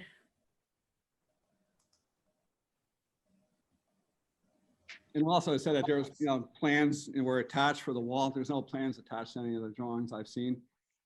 No, I didn't say that they were. I said that at the request of the board planner, Right. At we some point would provide those. Yeah, at some point we discussed, what that may look like. But So you I see, believe the testimony from Mr. Pliskonka was it would be not a brick wall, a masonry wall, and it would be similar in material as the buildings would be. It'd be an architectural wall. okay, but now, where your pointer is, there's Sure. the parking space is directly to the brick wall. Sure. So my suggestion is, as the rear of the property where you have all those trees planted, you can plant those on my side of the wall. And that way you still get, landscaping included at the same effect. Can we pause for 1 second, please? John Pliskonka, please. Yes. Could you please put your mic on mute while you guys are conferring? It's a little difficult. to Sorry, Ron, understand yeah. all this. We're good. We're done conferring. Thank you, John. So again, the plan that was proposed as part of the settlement required this wall here, and there is no requirement. I think actually the wall, I actually requested at some point, we were never part of the original settlement. None of the property owners were. So the settlement was done without any input from anybody other than the developer and the planners. All I'm asking is that there's some tree line be built or put in on my side of the wall, since you're not putting it on your side of the wall. Okay, noted. So how do you feel about that, Jennifer? Would you, David, can I ask you a question before I suggest this? Would you have an objection if they don't have room, can they plant them on your property? That's exactly what I'm saying. That's what I'm saying we should do. Jennifer, would you have a problem for the whole length of the wall, putting up landscaping for Mr. Dorfman? I'd have to confer with my client. We don't, again, I can't answer that right now. And I hear Mr. Dorfman's request. And at the same time, by putting up the landscaping, if they're 8-foot high trees, whatever else you're putting around the property.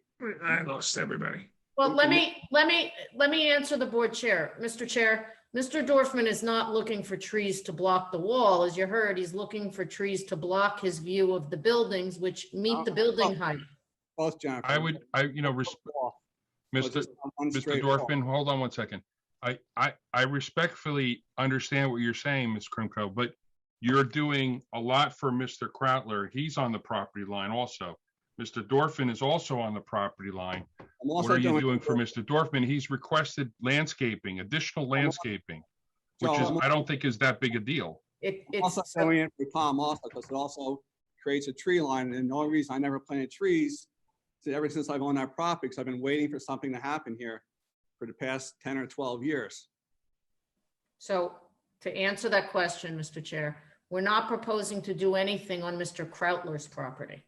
Everything we're doing something to. This is not, Mr. Chair, this is not a discussion. I'm trying to answer your question directly. Go ahead. Go ahead. So again, with regard to Mr. Krautler, he asked for changes for our proposal as we're developing on our site. Now, if I'm correct, don't you need to have a 10-foot buffer there?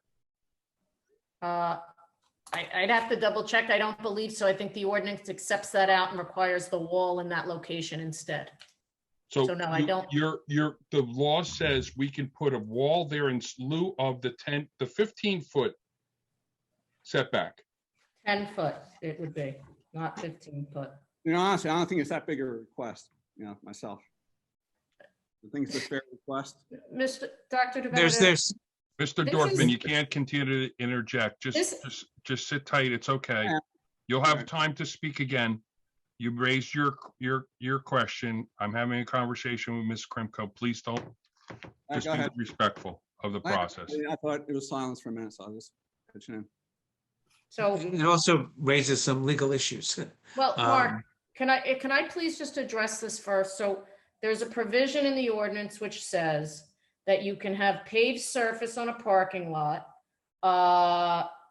no closer than 8 feet to a development side or rear boundary line, except that such pavement may be as close as 4 feet to the side lot line if a 6-foot wall if a 6-foot tall brick or stone masonry screen wall, which will aesthetically match the architectural design of the townhomes on both sides of the wall of a design acceptable to the planning board and its professional staff, is provided in place of the required solid face fencing. So the ordinance contemplates us putting that parking within 4 feet of the property line. So by implication, they couldn't possibly also require a 10-foot buffer there. So we're not required to have the 10-foot buffer there. That being said, I have not refused Mr. Dorfman's request. What I said was, we can't answer it right now. So if we get to the end and the only question is, will we plant some trees on Mr. Dorfman's property? And I asked the board chair for 2 minutes to consult with my client, I bet you he's going to say yes. But he's asking me to make a decision to expend funds of my clients without first having an opportunity to speak to my client. That's fair. Mr. Dorfman, you have anything else you'd like to say? That's good. Okay. I'm looking for something to be done since there's no trees on that side. All right. Can we continue with I believe the architect would be next, correct? Actually, I was going to put the traffic engineer next. Traffic engineer, go right ahead, Ms. Krimko. Okay. Is John right here? There he is. I'm on. Yep. I'd like to introduce John, have him sworn. Mark, can you swear him in? Where's John? Oh, there you are. John, just solemnly swear to tell the truth, the whole truth, and nothing but the truth. Hope you got it. I do. And say your full name and spell your last. John Ray, R-E-A. I'm a professional engineer with McDonough and Ray Associates, Manasquan, New Jersey. My field of specialty is traffic engineering. Thank you. And you've testified before this board and many other boards in the state in that capacity? I have, yes. All right. So we would submit as an expert, Mr. Chair, unless there's an objection. We accept his credentials. Thank you. Thank you. So, John, why don't you just briefly summarize the traffic impact study that you moved in? And since it's a permitted use and the board's jurisdiction is limited to the safe ingress and egress and circulation, let's focus on what the real concern is, and that is adequacy of parking. Okay, well, I'll just briefly go through the items in the traffic statement that I prepared, which, as you've indicated, is dated February 23rd, 2021. As far as the amount of traffic that's going to be generated by the 22 units, based on the Institute of Transportation Engineers data, we're projecting 11 peak hour trips. That would be a total of inbound and outbound traffic during the morning peak hour, 15 peak hour trips during the afternoon peak hour. Typically, the threshold that is used as to when you need to do a full traffic impact study is when you generate 100 peak hour trips. We're well below that threshold. So as Ms. Krimko indicated, there's no need for a fully detailed traffic impact study for something of this magnitude. Let me discuss the parking, because I know that issue comes up all the time when we do one of these projects, whether it's large or whether it's small. And the only way I can answer the question on the parking is the residential site improvement standards were adopted back in 1997. So it's been almost 25 years now since they've been adopted. They haven't been changed. We meet and exceed the parking requirement that's set forth in the RSIS. Wait, John, let me just interrupt you. There have been changes, but the requirement as to the 0.5 per visitor has not changed. That's correct. The parking requirement in terms of the number of parking spaces that are required, that hasn't changed. And what you infer from that is despite the fact that there's been numerous changes over the years as a result of issues that have arisen because of those regulations, there's been no issue that's risen to the level to cause the state to change those. That is correct. And I guess the best way I can answer the question, what happens if there are multiple events? Quite frankly, the people that live here are aware of the situation with the parking. We do have 19 off-street parking spaces that will be shared by the residents. People can, when they visit, park in one of those parking spaces.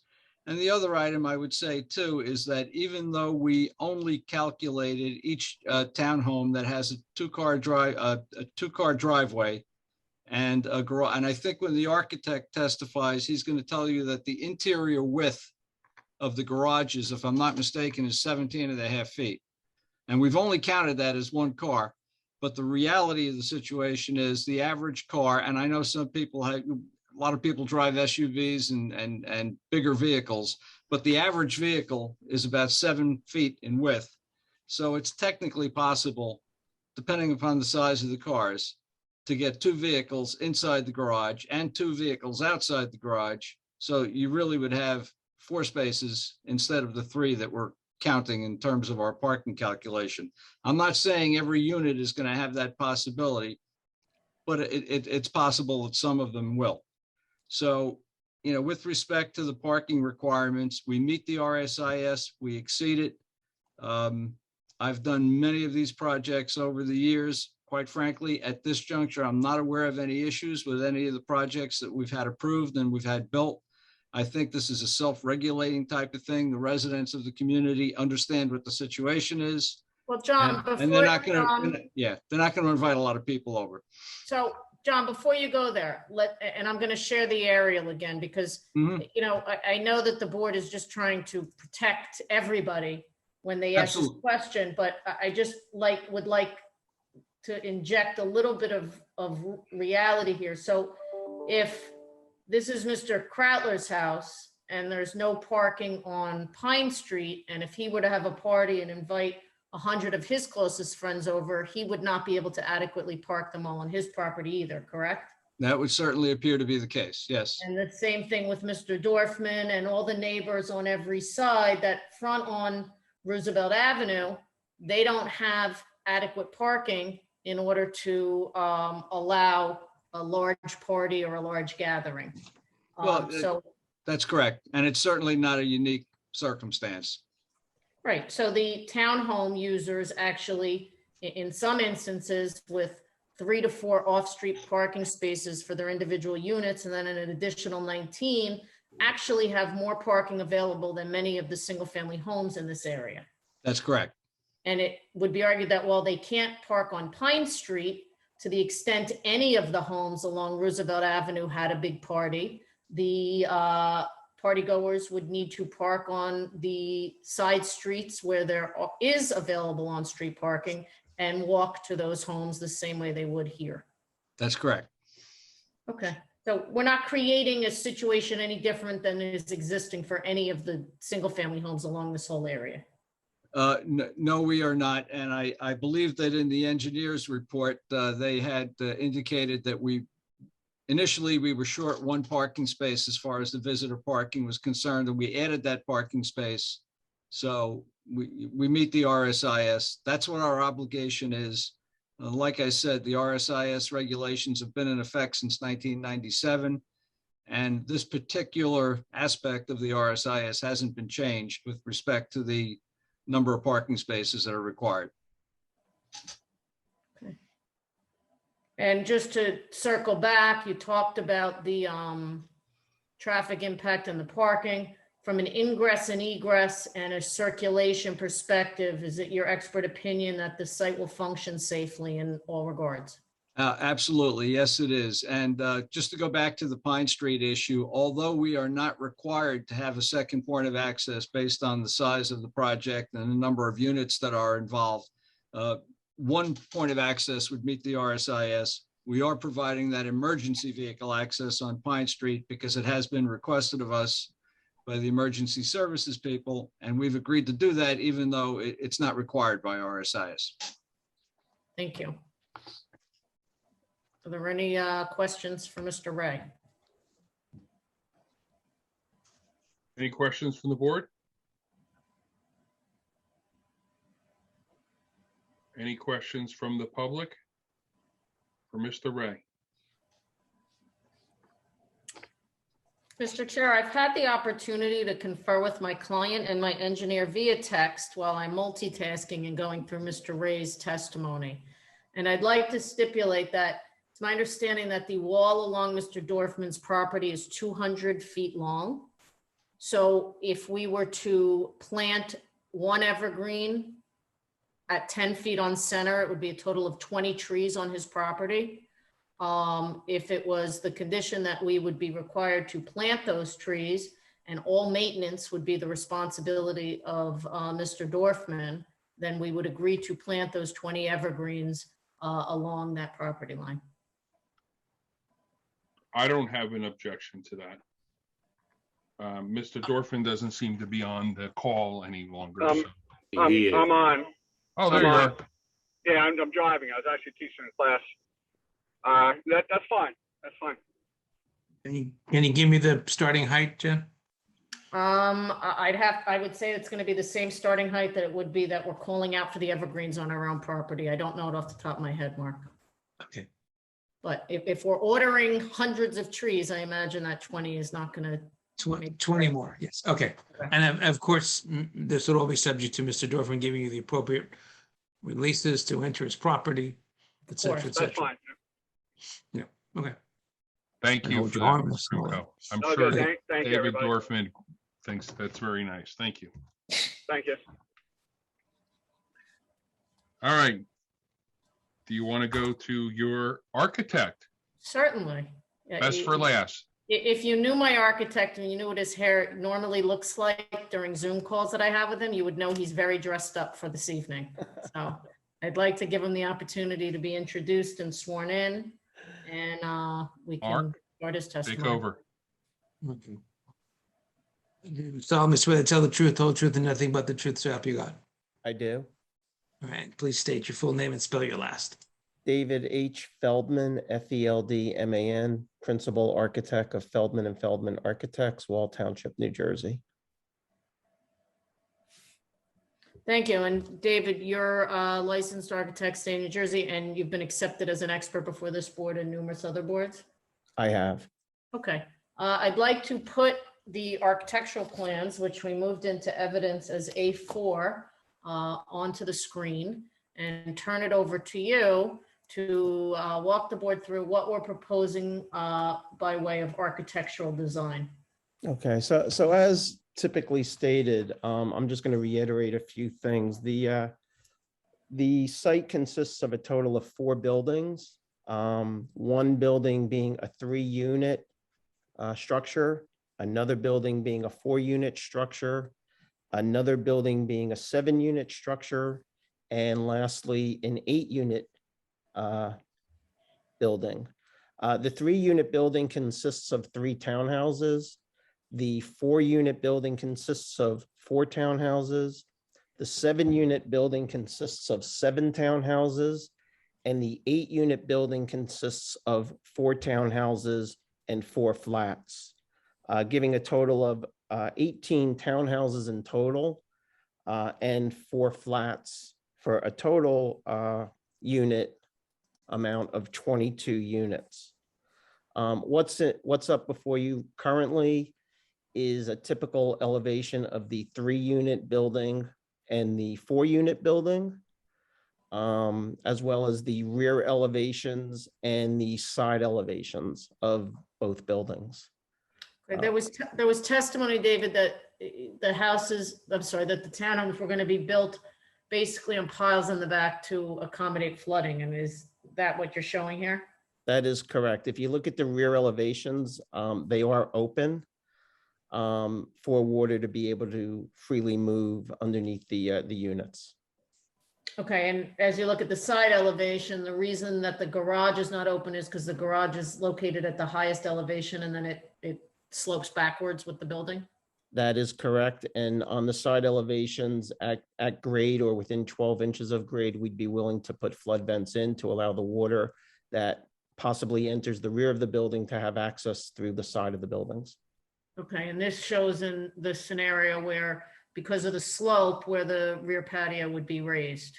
That is correct, which occurs on the 3-unit, on the 4-unit and 3-unit buildings. Okay. And then the second sheet is the 8-unit building, and you'd indicated there were the 4 townhomes and then the flats in the center. Would that be these right here? That is correct. So this consists of 2 townhomes to the left of the structure, 2 townhomes to the right of the structure. And then within the center of the structure, the 4 flats. The 2 first floor flats would consist of 2 bedroom units, which I'll go through the floor plans in a little bit. And the upper flats, which encompass the 2nd and 3rd floor, would be a 3-bedroom unit. Okay, and the ordinance calls for definition of an apartment flat as all the living space on one floor. And in this particular case, the 2nd floor units, you have a 2nd floor area or additional living space because there's requirements for the COA for the affordable housing units to have a certain number of bedrooms. Right? Yeah, so that is correct. So in order to meet the 3-bedroom requirement, we needed to add the 3rd floor in order to get the 3rd bedroom for that particular unit and meet the COA requirement. All right, before we go on to the floor plans and talk about the number of bedrooms, the ordinance measures height specifically from the garage elevation and allows up to 38 feet. And all of our townhome buildings comply with that height requirement? It does.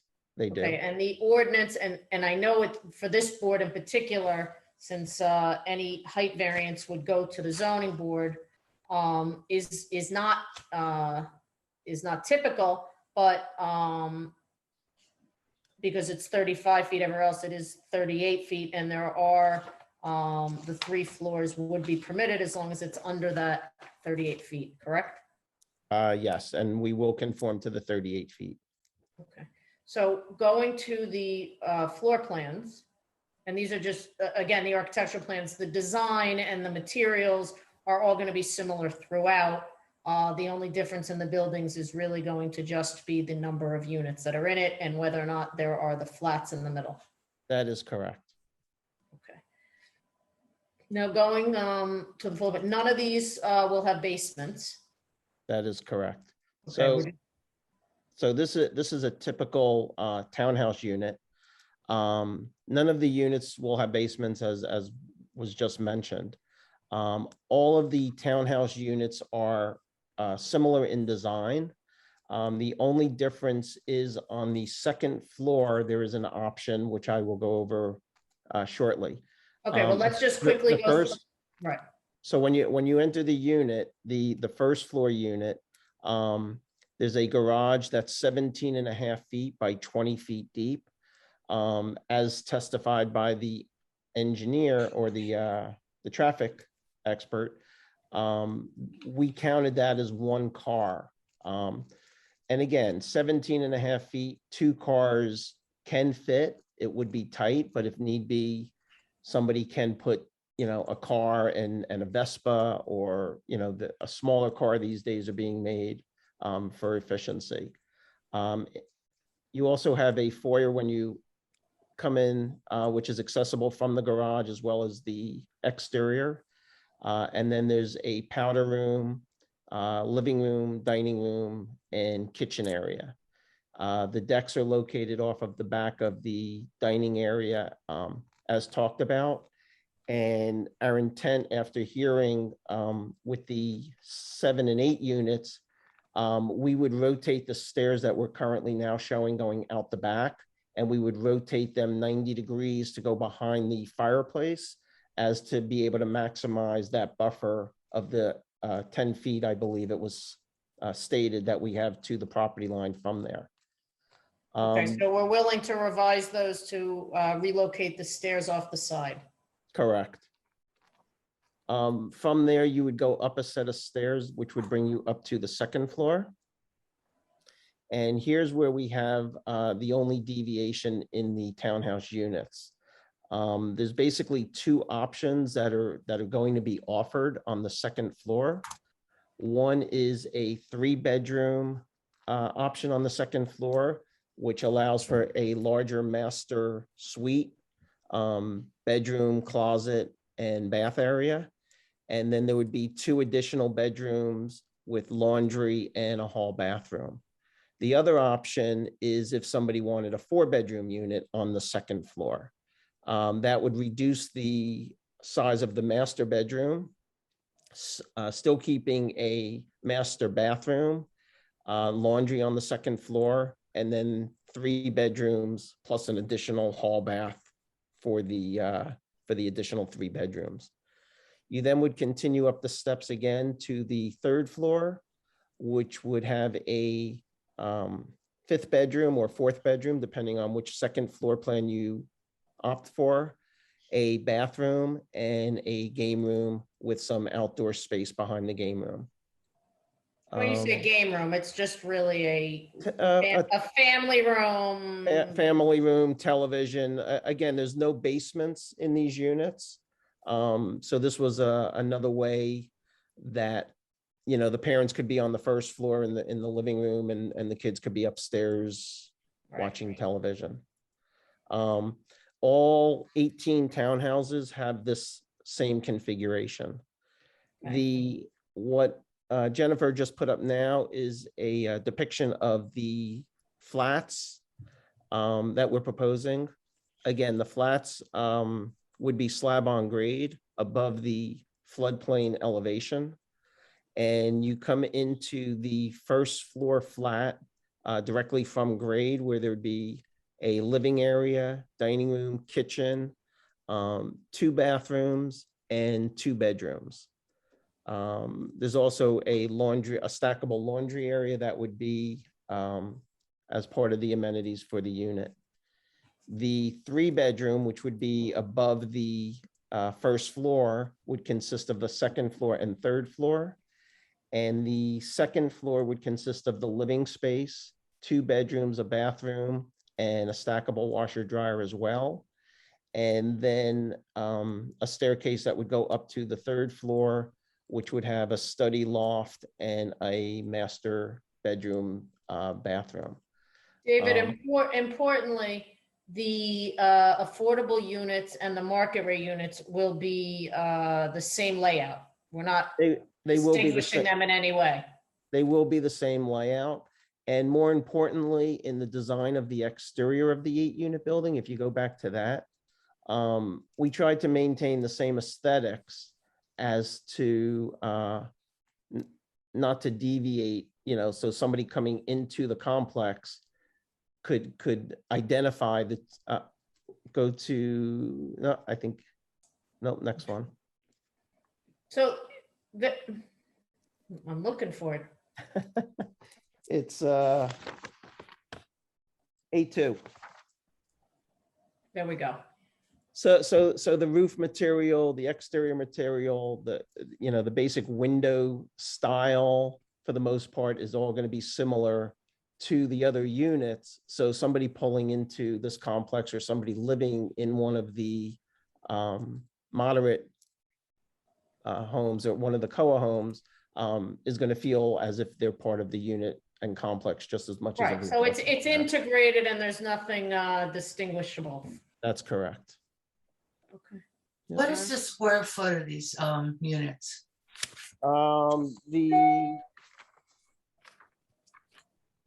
townhouse units are just under 3,400 square feet, and the 2-bedroom COA is just under 1,200 square feet, and the 3-bedroom is roughly 21, 25.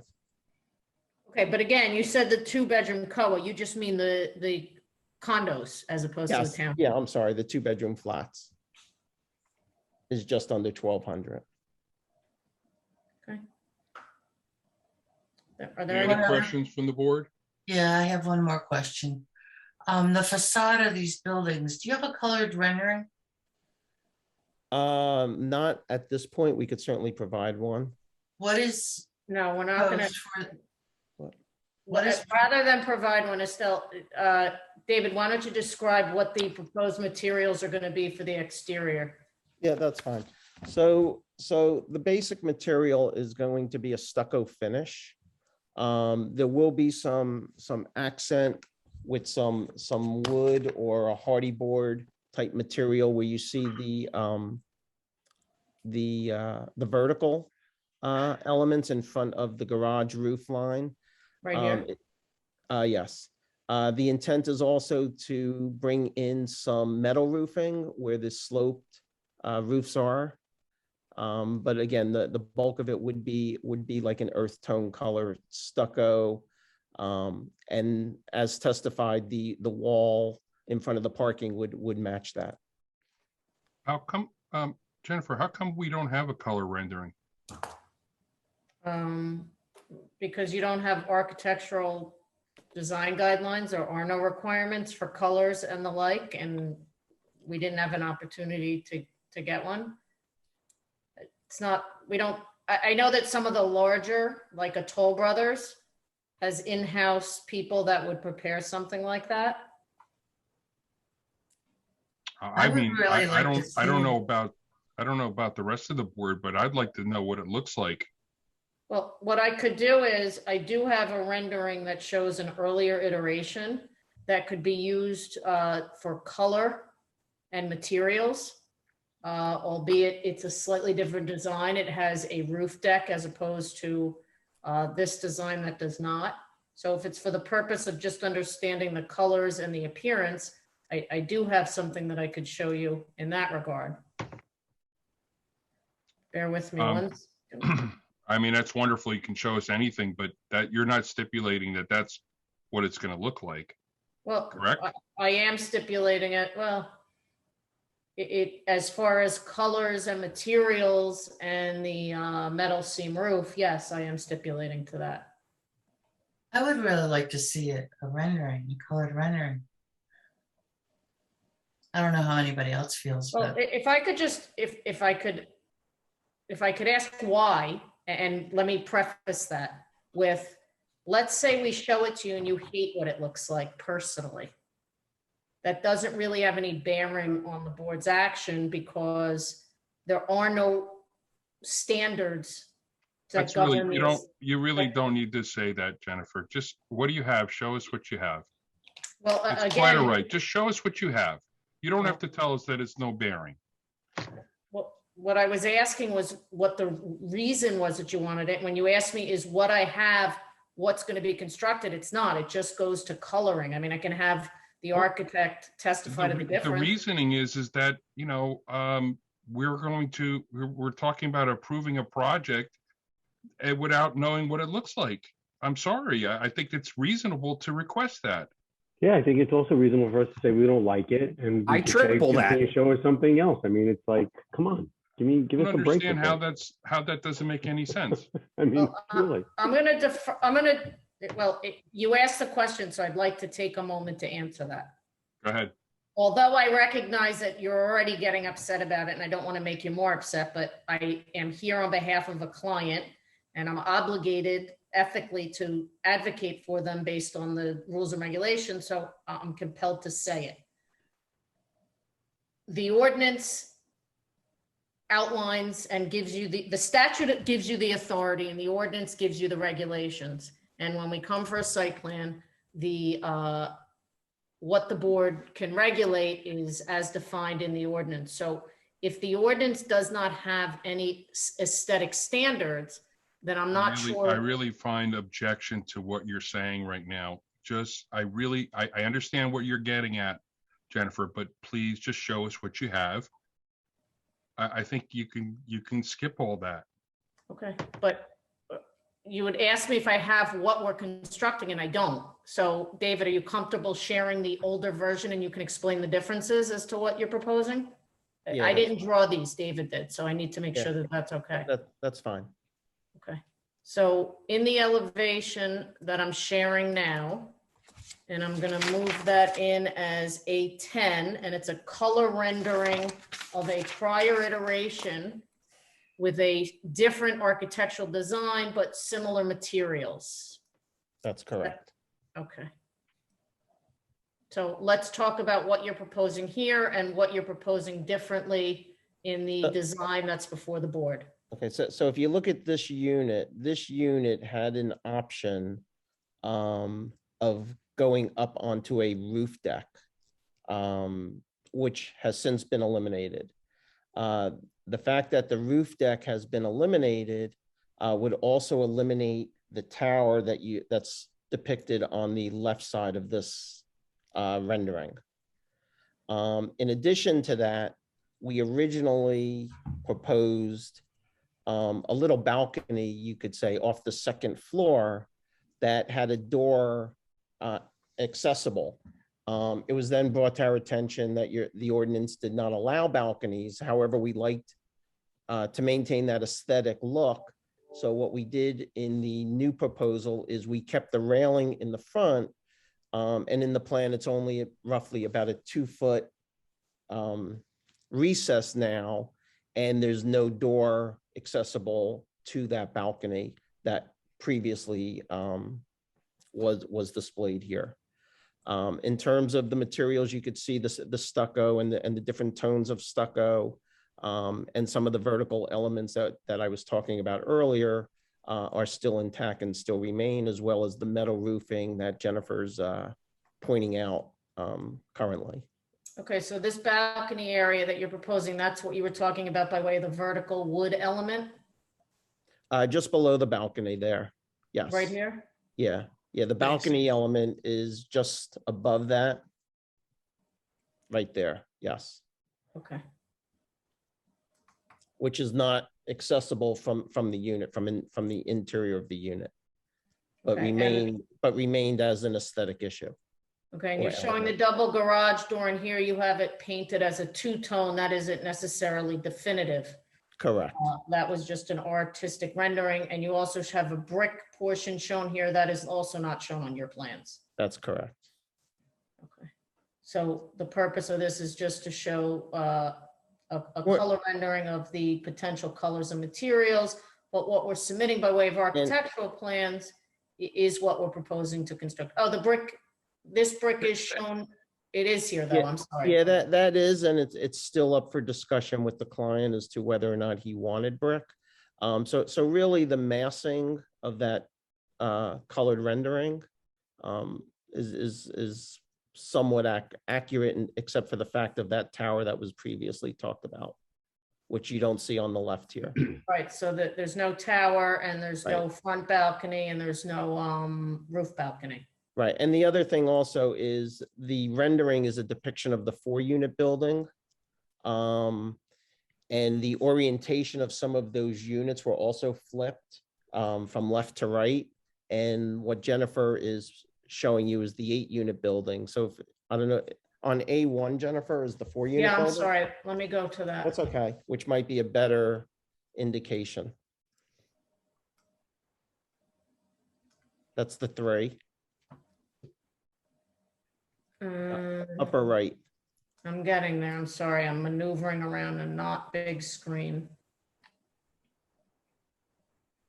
Right there. So that's the 4-unit building. So where the rendering was garage right, garage right, garage right, garage right, we ended up going garage right, garage right, garage right, and then garage left. And here it's depicted as garage right. Oh, there we No, go. I know, I'm attempting to Show put both these of them. side by side. I'm sorry, just a quick question. I thought all of these were supposed to be identical. How come the rendering shows what looks like a 3rd story on that end unit? Again, this was as Jennifer pointed out before she brought this picture up, this was an earlier version that we haven't. Just, but it's not going to be like that, correct? That's No. correct. Thank you. The only reason for the rendering and the reason why I didn't want to necessarily share it is because it's not an accurate representation of the architecture structure, but it does render the different materials that we're proposing. Right. The drawing on the left that was moved in to evidence is what is being proposed to be constructed. That's correct. Okay, I just need one question, Dave, which is, you had said it would be wood or hardy board. You know, are you specifying one or the other? Because there is certainly a difference. Yeah, well, obviously there's a difference. I don't know if there's that much of a difference when it comes to the aesthetics of the material. You know, I think the vertical hardy board will give the same look as the wood would, except you don't have the maintenance. That's my long-term conversation, which is, you know, 2 years of wood, 3 years of wood, and then I just wanted you to tell the board which one, you know, at some point in time, which one you'll be going with. That's fine. Okay.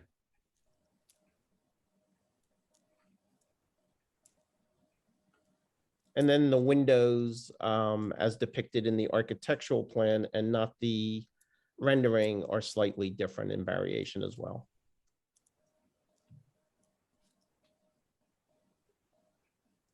Are there any questions with regard to the architectural rendering and or testimony from the architect? And do you have any rendering of the back of the building? We do not. And can you go to the architectural, the back of the architectural? They're right Is here. that it right there? Yep. Yes. So you were saying something about moving the stairs sideways. Yeah. So can you go over that a little bit more for me, please? Yep. So if you look at the 4-unit rear building, you could see the elevation from the left to the right. Right. On the left side, the grade is roughly 31.5, and on the right is 26.5. So there's basically a difference of about 5 feet there. No, so the question he was asking. Go I'm ahead. sorry. Go ahead. The question he was asking was, you had testified that in order to allow more of the buffer, you were going to relocate the stairs from coming off the back of the deck to the side of the deck. I believe that was the question. Yeah.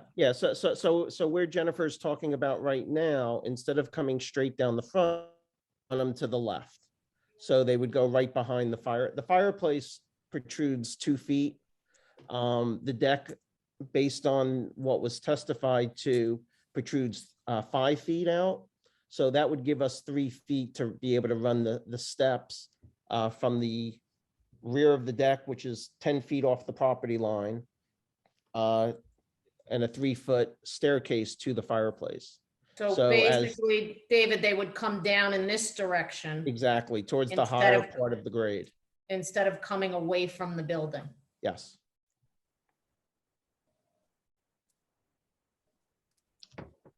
Because otherwise those steps would go, you know, especially on the right side, those steps would extend almost to the property line at that point. On the 3rd floor, on the back of this, is there a balcony there? There is. If you go back to the floor plan.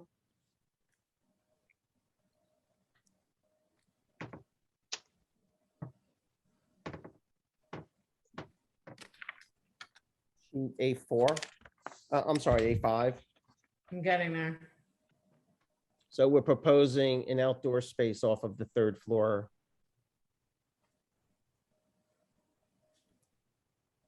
And what is the design for safety of a 3rd floor balcony? We'll comply with the requirement for the railing heights of 42 inches. Okay.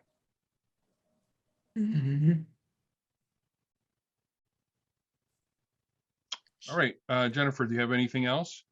No, I don't, unless the board or the public have more questions for David. Does anybody from the public have any questions for David? I got a quick question. So I saw the fireplace back there. Is that a wood burning fireplace or is that a gas fireplace? It would probably be a gas insert. All right. And that's not going to go all the way up to the top of the building. It just kind of sticks out a little bit and kind of goes about halfway. We'll bring it to the necessary required height to incorporate the staircase. Because if it doesn't go all the way up, it would be a direct vent or possibly a ventless. All right. Now, I'm not a fireplace expert. I just wanted to make sure that was. Yeah. So if we install ventless fireplaces, there wouldn't be any vent that's necessary to go out the back. And in that case, we wouldn't have an issue with the staircase going sideways. If we go with a vented fireplace, we could raise it high enough where the vent would be above the first floor and clear the staircase going down off the decks. Just as long as it complies with all the safety stuff. That's all I care about. Yep, absolutely.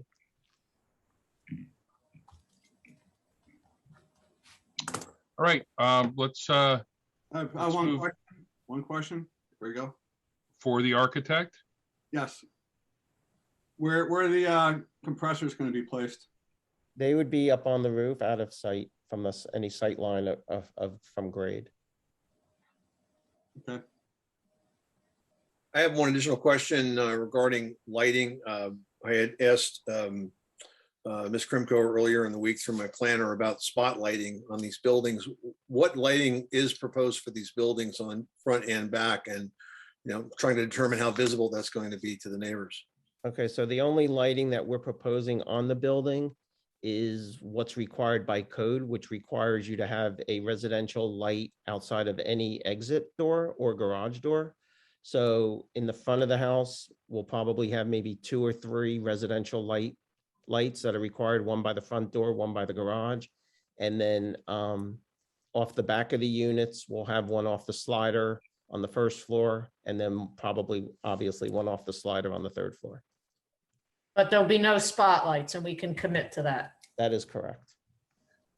That's a question of the intensity of the illumination, really, more than whether it's physically shaped like a spotlight or not. But I mean, certainly if it casts enough light for the doorway, that's fine. It's when it starts to extend beyond that, that becomes a disturbance to the neighbors. And Mr. Krautler, we can commit that it won't shine off the property because we're not allowed to, particularly since we agreed that we would not have any light spillage onto the neighbors' properties.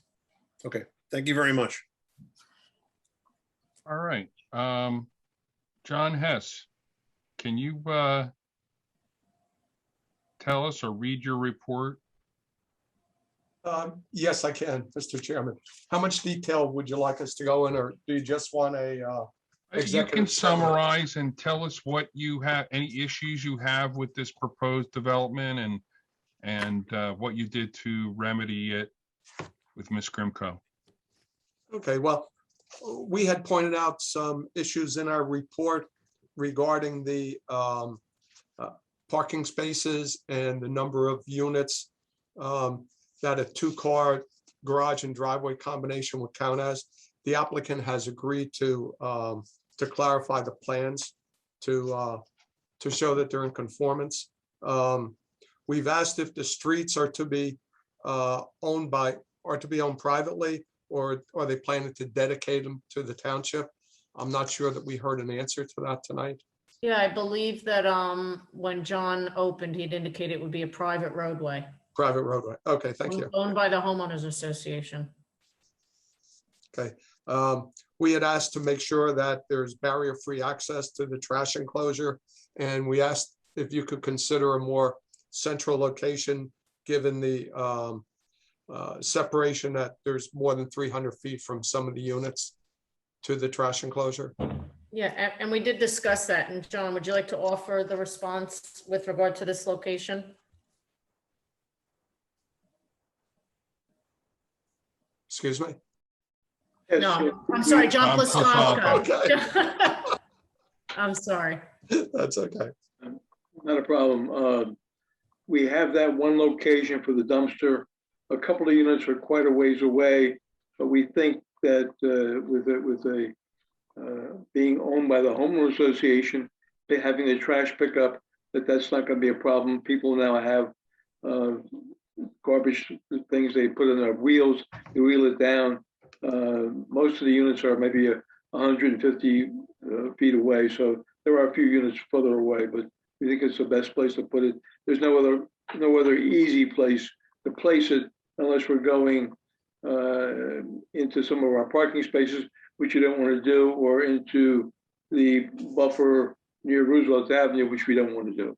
And also, John Pliskonka, relocating that trash enclosure would require an entire redesign of the site, and the site as proposed is consistent with the concept exhibit that was attached to the settlement agreement, which we're bound to follow. Correct. Okay, we have asked that site triangles be shown at the proposed intersection, and I believe, John, that you've indicated that you would comply with that. We indicate we comply with your entire report on September 22nd, which we received recently. We had the report you did back a couple of months ago. We went point by point with that report and made the changes to the plans. So yes, we'll comply with September 22nd. Okay, thank you. And we had some drainage comments, and we'll work those details out with Mr. Pliskonka, because they're technical in nature. I think we did ask a question about whether or not there were plans for a homeowners association. And if so, how would that work? Yeah, so as I indicated at the beginning, and John had indicated, we would create a homeowners association that would maintain the roadways and the basin and the landscaping along the common areas. And as is typical with anything that is done in Ocean Township, we would defer to any easements and the like that the town would want in relation to this development. Okay. And Mr. Chairman, I think that really is the highlights of our review letter. Okay. Anybody have any questions for our board attorney? I mean, our board engineer? Anybody from the public? Christine, you are up. Best for last. He says that to all the girls, Christine. He said it to David also. Oh, thanks. I don't believe Thanks. that.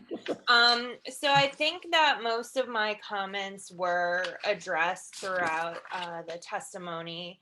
I will work with the applicant's team, John Pliskonka, to have them add in some additional landscaping to buffer the backside a bit better of those units. And I think other than that, everything has really been addressed. My only one other issue is, I guess, that sidewalk, they're not extending the sidewalk to Pine Street, but they are going to extend it to Roosevelt in the front, right? I just wanted to confirm that because I know there was some back and forth on that. If the board chooses to ask that question, the answer is yes. Okay. And other than that, it was just the landscaping and buffering issues, but we'll work on those to increase them a bit more. So Christine, it would be your recommendation to continue that sidewalk on Roosevelt to the parking area? Yeah, I think if, that the board feels strongly that it makes sense that people will be walking out to Roosevelt that way. I think sidewalks always add, the additional bit of safety for pedestrians. And I don't think adding in the sidewalk will really impact the landscaping they have in that area at all. It seems to be pushed back a bit further from the road in that area. Okay.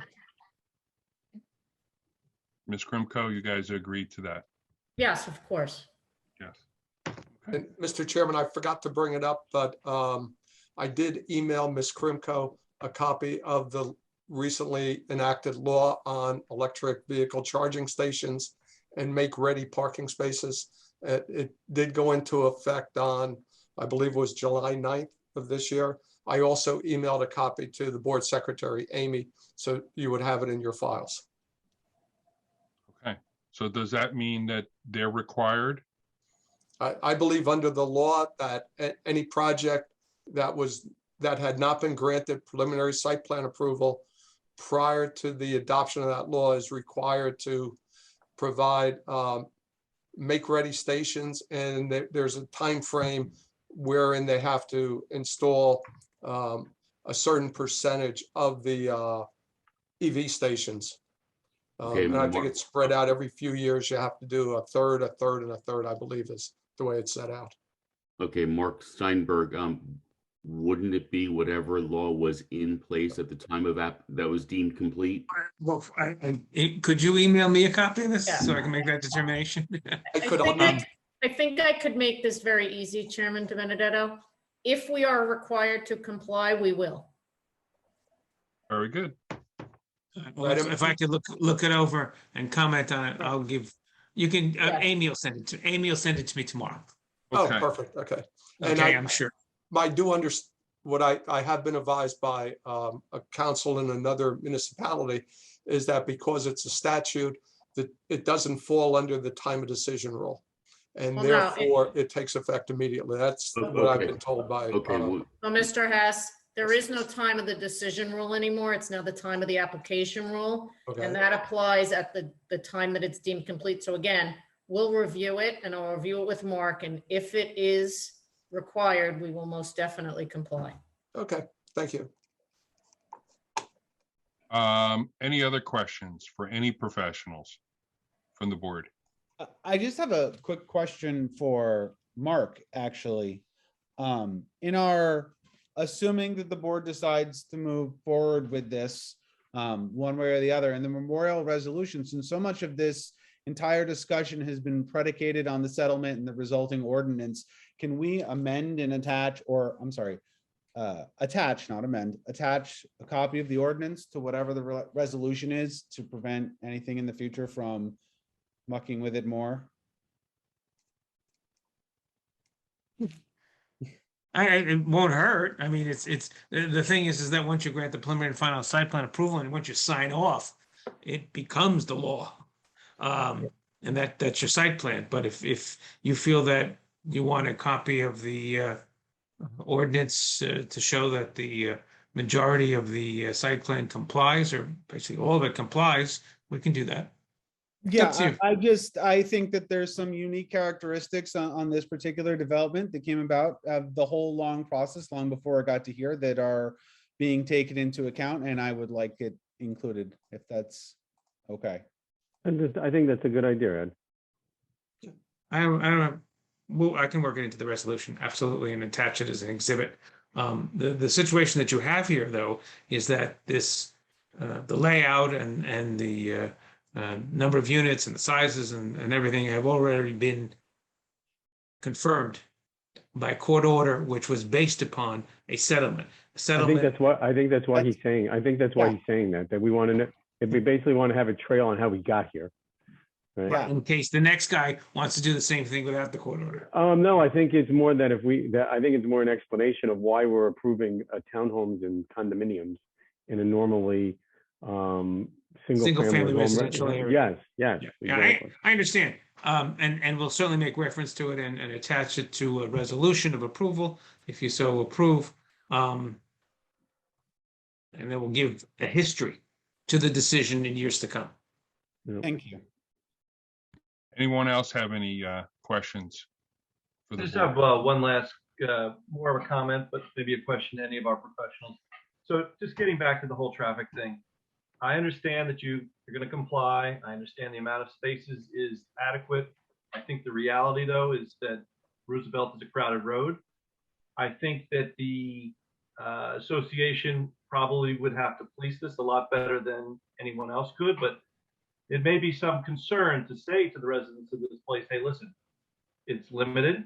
You cannot have these gigantic soirees. You can't have, all these type of things, because the overflow is kind of, if you go to some of these other condo complexes, there is an overflow lot.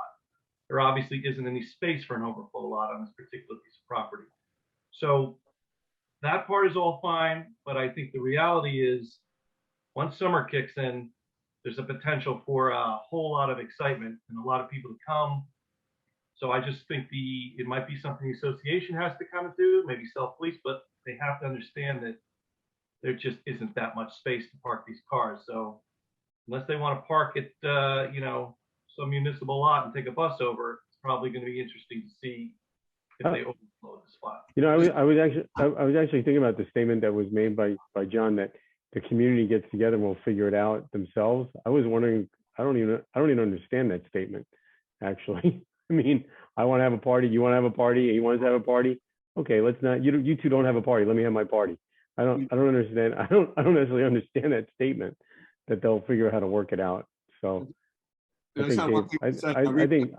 Dave's right that, hang on, David. Yeah, I think Dave You'll Fisher have is time right. to communicate once the board members are done, please. I think if the association could find a way to figure out some guidelines, that probably would help the situation.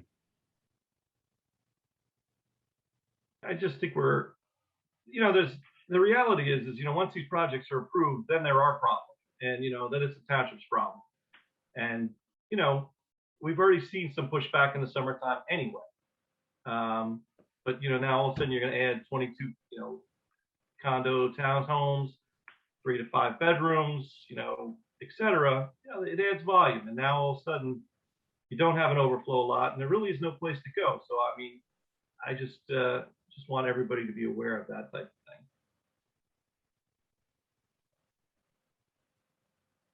Any other questions from the board for our professionals? Okay. Any questions from the public for the professionals? Any of them?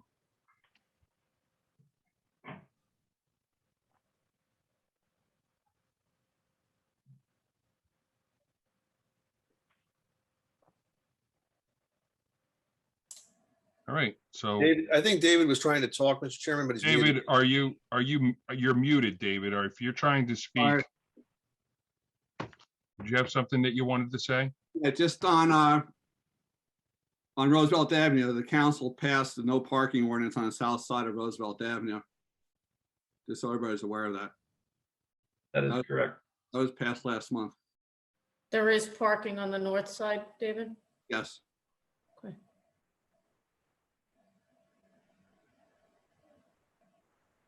All right.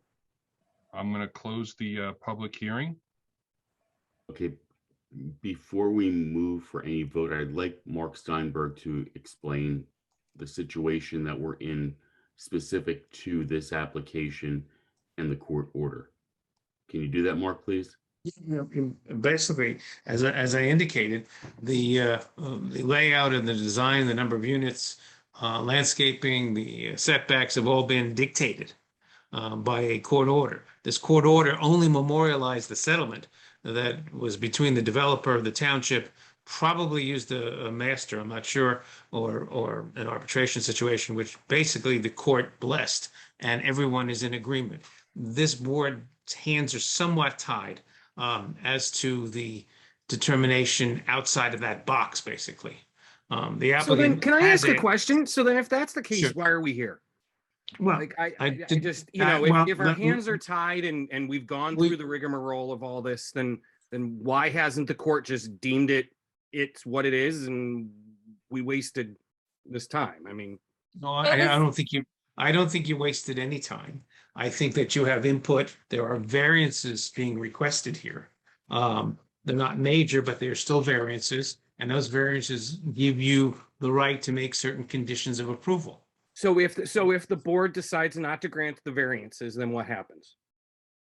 Then the applicant would have to go back and try to redesign this footprint, these numbers, and these setbacks to comply with your ordinances. And the basic problem, it's not a problem, but the basic variance seems to be the landscaping that they can't comply with. Well, and can I just add, in the settlement agreement, and I'm referencing section 5.2, and this is that the town did sign this. It says that, notwithstanding the provisions set forth, nothing shall prevent Roosevelt from applying to the planning board for reasonable waivers, de minimis exceptions, and/or variances from any standard, and the planning board shall not unreasonably deny such requests. And to determine whether Roosevelt is entitled to the relief sought, it shall utilize the relevant standards set forth in the municipal land use law and the residential site improvement standards. So The variances. So she's telling me I can't deny the variances. You're telling me I can. That's not what I said, Mr. Duffy. What I Okay, said you said was the variances have to be considered the same way variances would be under the municipal land use law. And variances can be denied if the proofs are not met. But what the agreement says is that they're committing that the planning board would not unreasonably deny them. So again, you would do the balancing. I'm still really confused. So essentially, John, essentially they're saying that as long as there's nothing, really bad here, we can't really deny their requests for waivers on certain things. They are making a concerted effort to meet and exceed their requirements. And so that's what it is. It's sad to say that that's what it is, but that's what it is, really. I mean, nuts and bolts of it. But that's no different than any other application, right? That's correct. That's correct. I think it's for a step further, though, to address Mr. Duffy's concern that there was a waste of time here in any way.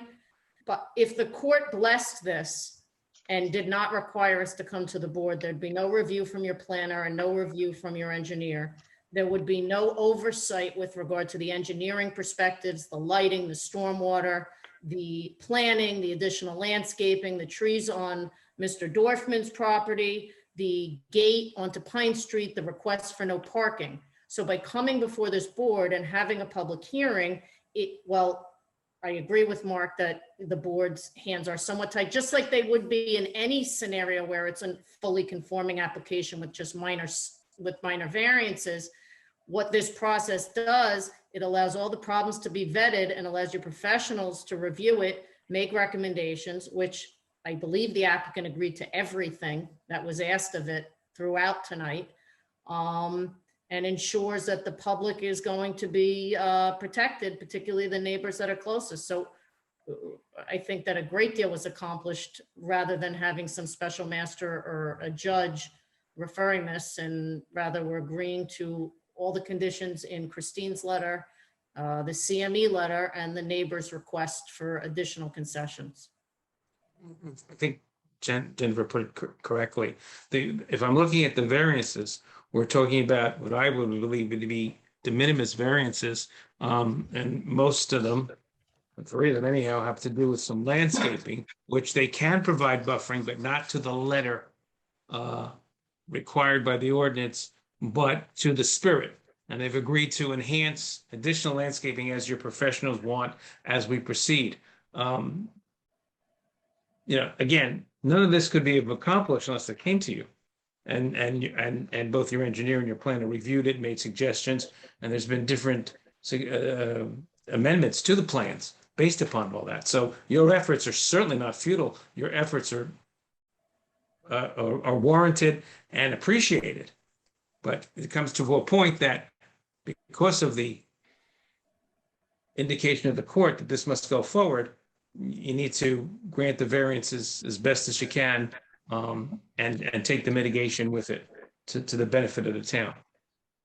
For instance, there's a lighting variance required, okay? It's required 0.6 foot candles. Well, they can do 0.6 in 95% of the site, but 0.5 in the other percent. And their testimony is that this will not be in any way a safety feature, and it will better preserve the lighting on the property as opposed to spillage over to the next property if we should bump it up to the 6.6 throughout the site.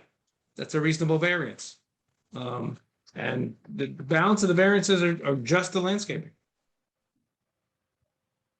And John. And I think that, and then to the at one board, point, there's an 8-foot setback where there should be 10 because of the curve of the land.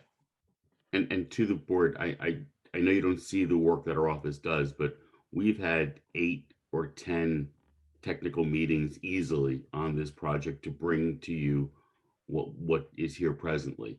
So it's not as if, you know, we've gone through at least 8 iterations of what you have, and given the parameters and the scope, this is the best that we could provide to the board, you know, as an application in Ocean Township.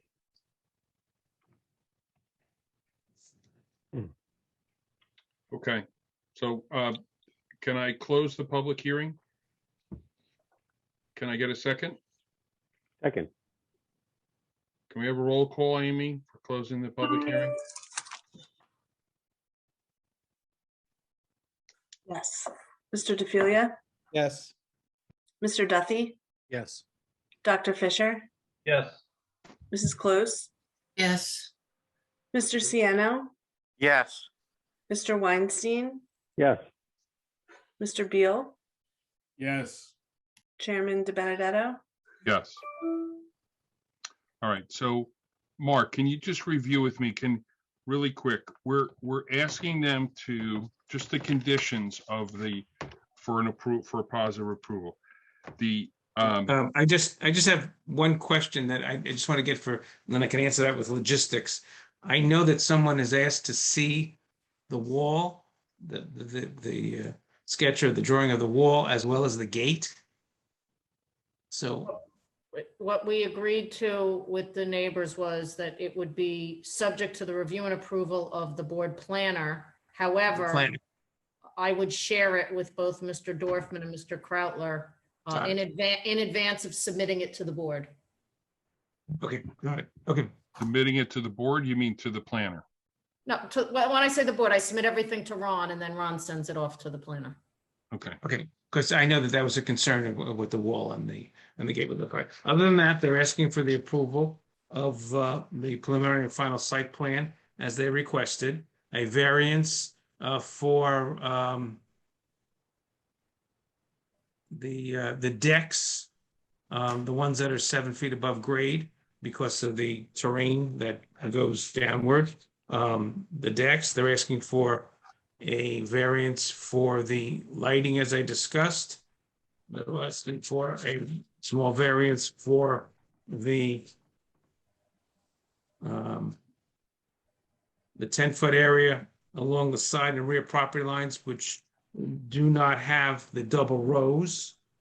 And then in one area, I think we have 8 foot of buffering where 10 feet is required. Those are actually the only variances. The conditions that they've agreed to, as I've gone through the hearing tonight, are that first of all, they've agreed with the adjacent neighbor. Basically, is it Crowder? I hope I'm pronouncing it properly also. Okay, let me clear it up. It's Kreitler. Kreitler. I apologize, Mr. That's Kreitler. okay, no worries. But they have agreed that there will be no vehicle access through Pine Street stub, and they will, in conjunction with Mr. Kreitner, request the mayor and council to approve a no parking ordinance on Pine Street. Also, is going to be a solid board-on-board fence. And then look, I want to read my handwriting. And then a gate and a Knox box at the end of Pine Street to prevent pedestrian access, but certainly to have emergency access. And that lighting plan will guarantee no spillage on Mr. Kreitner's property beyond any ordinance requirement. And that was his agreement. They've also agreed to all of the contents of the CME letter of 9/22/21 in full compliance. They've agreed to 20 trees on Mr. Dorfman's property. Yeah, I'm getting to that one. Landscaping, let's see. The 8-foot variance, the detail of the gate, as we just talked about, and to plant on Mr. Dorfman's property, 200 feet along the wall on the Dorfman side, one evergreen at 10 feet on center which would be 20 trees at the same height as the balance of the plantings. And to continue the sidewalk from the parking area out to Roosevelt Avenue. And if required, to install the electric facilities for car charging. I'll have to review that.